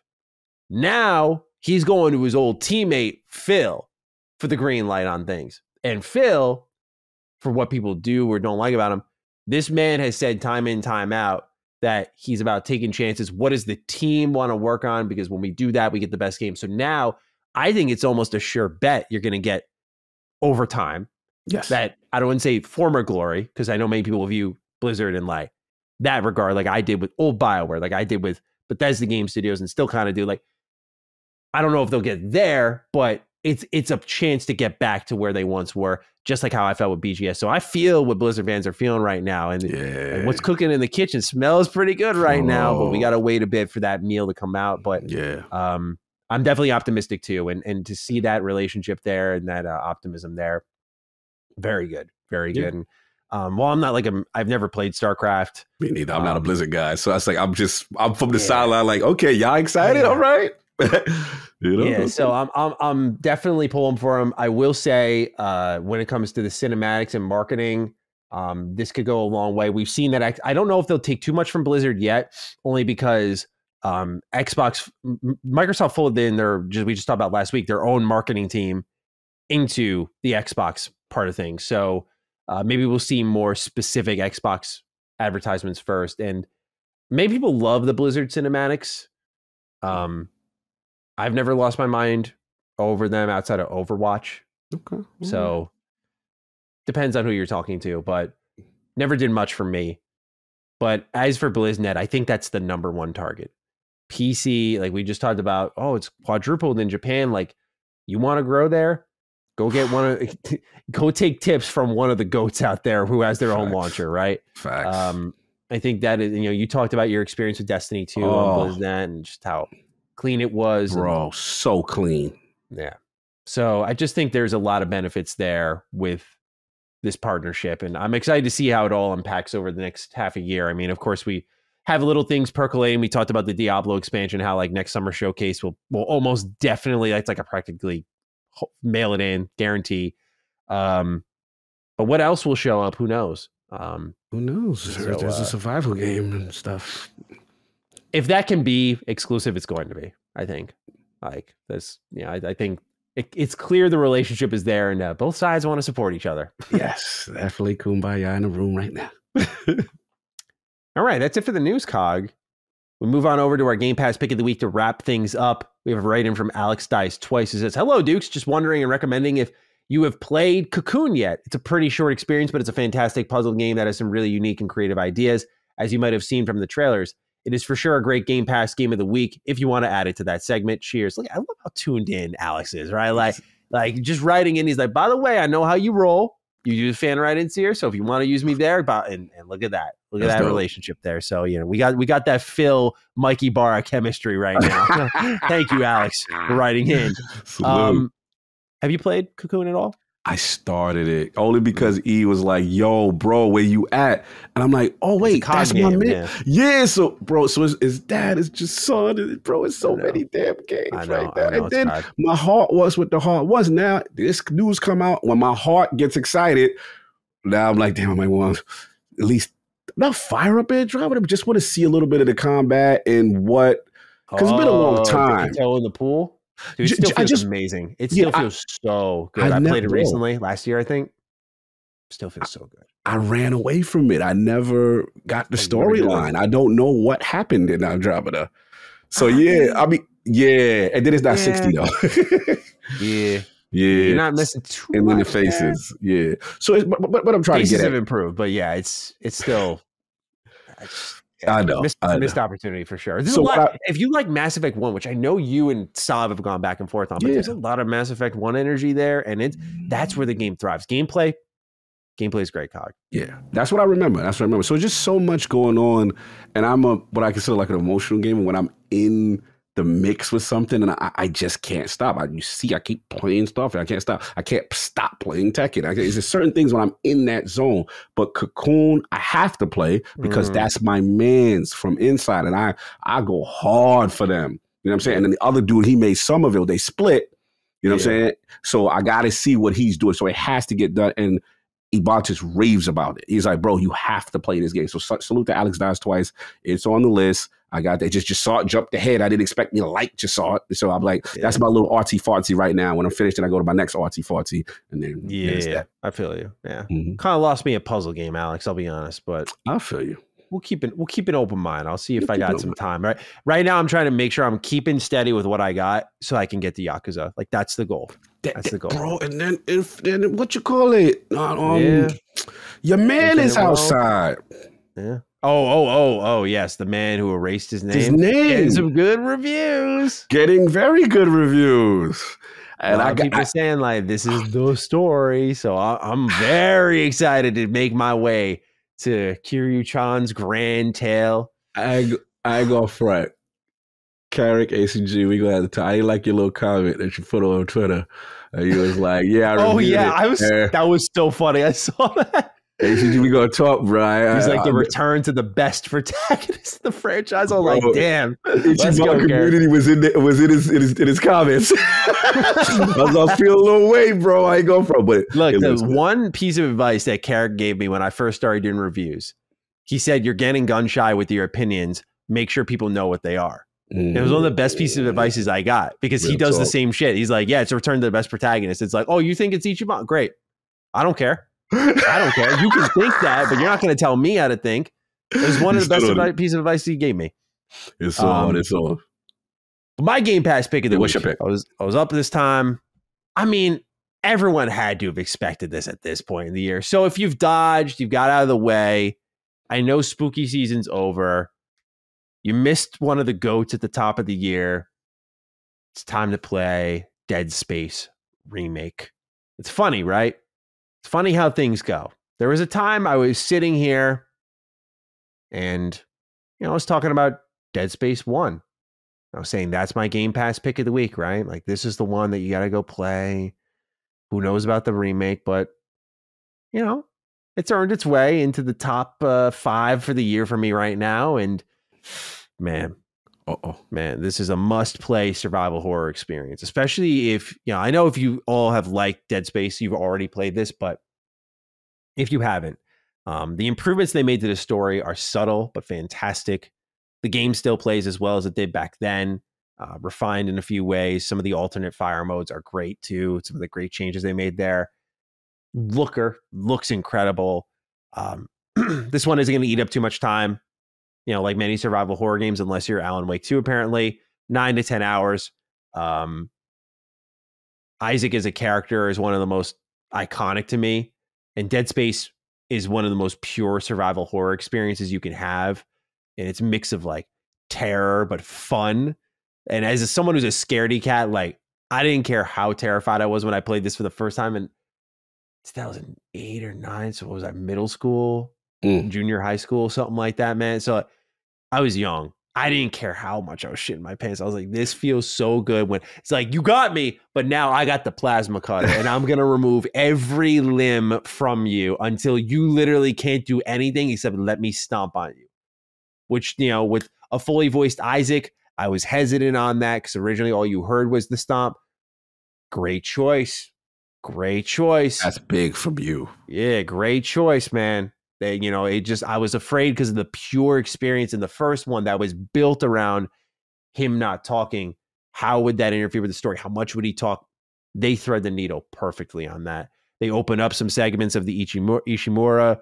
I encourage a replay if people haven't gotten the secret New Game Plus ending. I don't know if it takes 2 or 3 playthroughs to get, but do a New Game Plus run. Like this game rules, and it's fun to get achievements and trophies for, just like in the original. It's just a amazing game from top to bottom. An easy top 5 for me, and the fact that it's on Game Pass is just awesome. That people can just fire this up whenever they want, because absolutely one of the best survival horror games I've ever played. I mean, Dead Space 1 is my favorite survival horror game of all time, so I guess I should say this is my favorite survival horror game of all time. It's just that good. So yeah, please download and play Dead Space Remake as my Game Pass pick of the week, even if a better time to play it may have been a week or 2 ago with spooky season en route. But the COG, that's it. That's the end of our show, man. It was a long episode, and I appreciate you bearing with me here. So what do you make of a hashtag for this week, right? What we got? Talked about AI. Yeah, we talked about Blizzard. Talk about Blizzard. Blizzard DD. Blizzard DD that's a big one. Yeah. We haven't done it yet. At the end. Yeah, I like that. I like Blizzard DD. Okay, let's do it then. Blizzard DD, use that as the hashtag. I'm at G27status. Cog is at Lord Cognito. You can find us on Twitter. Let us know your thoughts on the episode there. If you want to post the same hashtag, Blizzard DD, in the comments down below, by all means do so. Let us know your thoughts on the episode. Other than that, Cog, any closing thoughts as we wrap this one up? Another fantastic episode in the realm of the Dukes. A lot of stuff going on. Xbox, I will say, they give you a lot of news to talk about, boy. Oh, yeah. We are no longer thirsty. We are no longer hungry. Remember we had nothing to do about it. We was like, it's going to turn around one day. We have stuff to talk about. Yeah, now it's like, we got to cut stuff out. Yeah, straight up. This year has been, we've been very lucky this year. And I think next year is going to be more of that, if not more, with Activision in the fold. So, feeling very fortunate we started the show when we did, because now for many people who are trying to hop on the train, it's too late now. Good luck. Ladies and gentlemen, thank you so much for tuning into episode 149 of Defining Duke, an Xbox podcast. Take care of yourselves, and we hope to see you next time for episode 150, Defining Duke, an Xbox podcast. Peace out. Defining Duke, an Xbox podcast, is a product and trademark of Last Stand Media and Colin's Last Stand LLC, and is recorded from the United States of America. The show is conceived by Matthew Mr. Matty Plays Schroeder and me, Colin Moriarty, and is written and produced by Matthew Schroeder.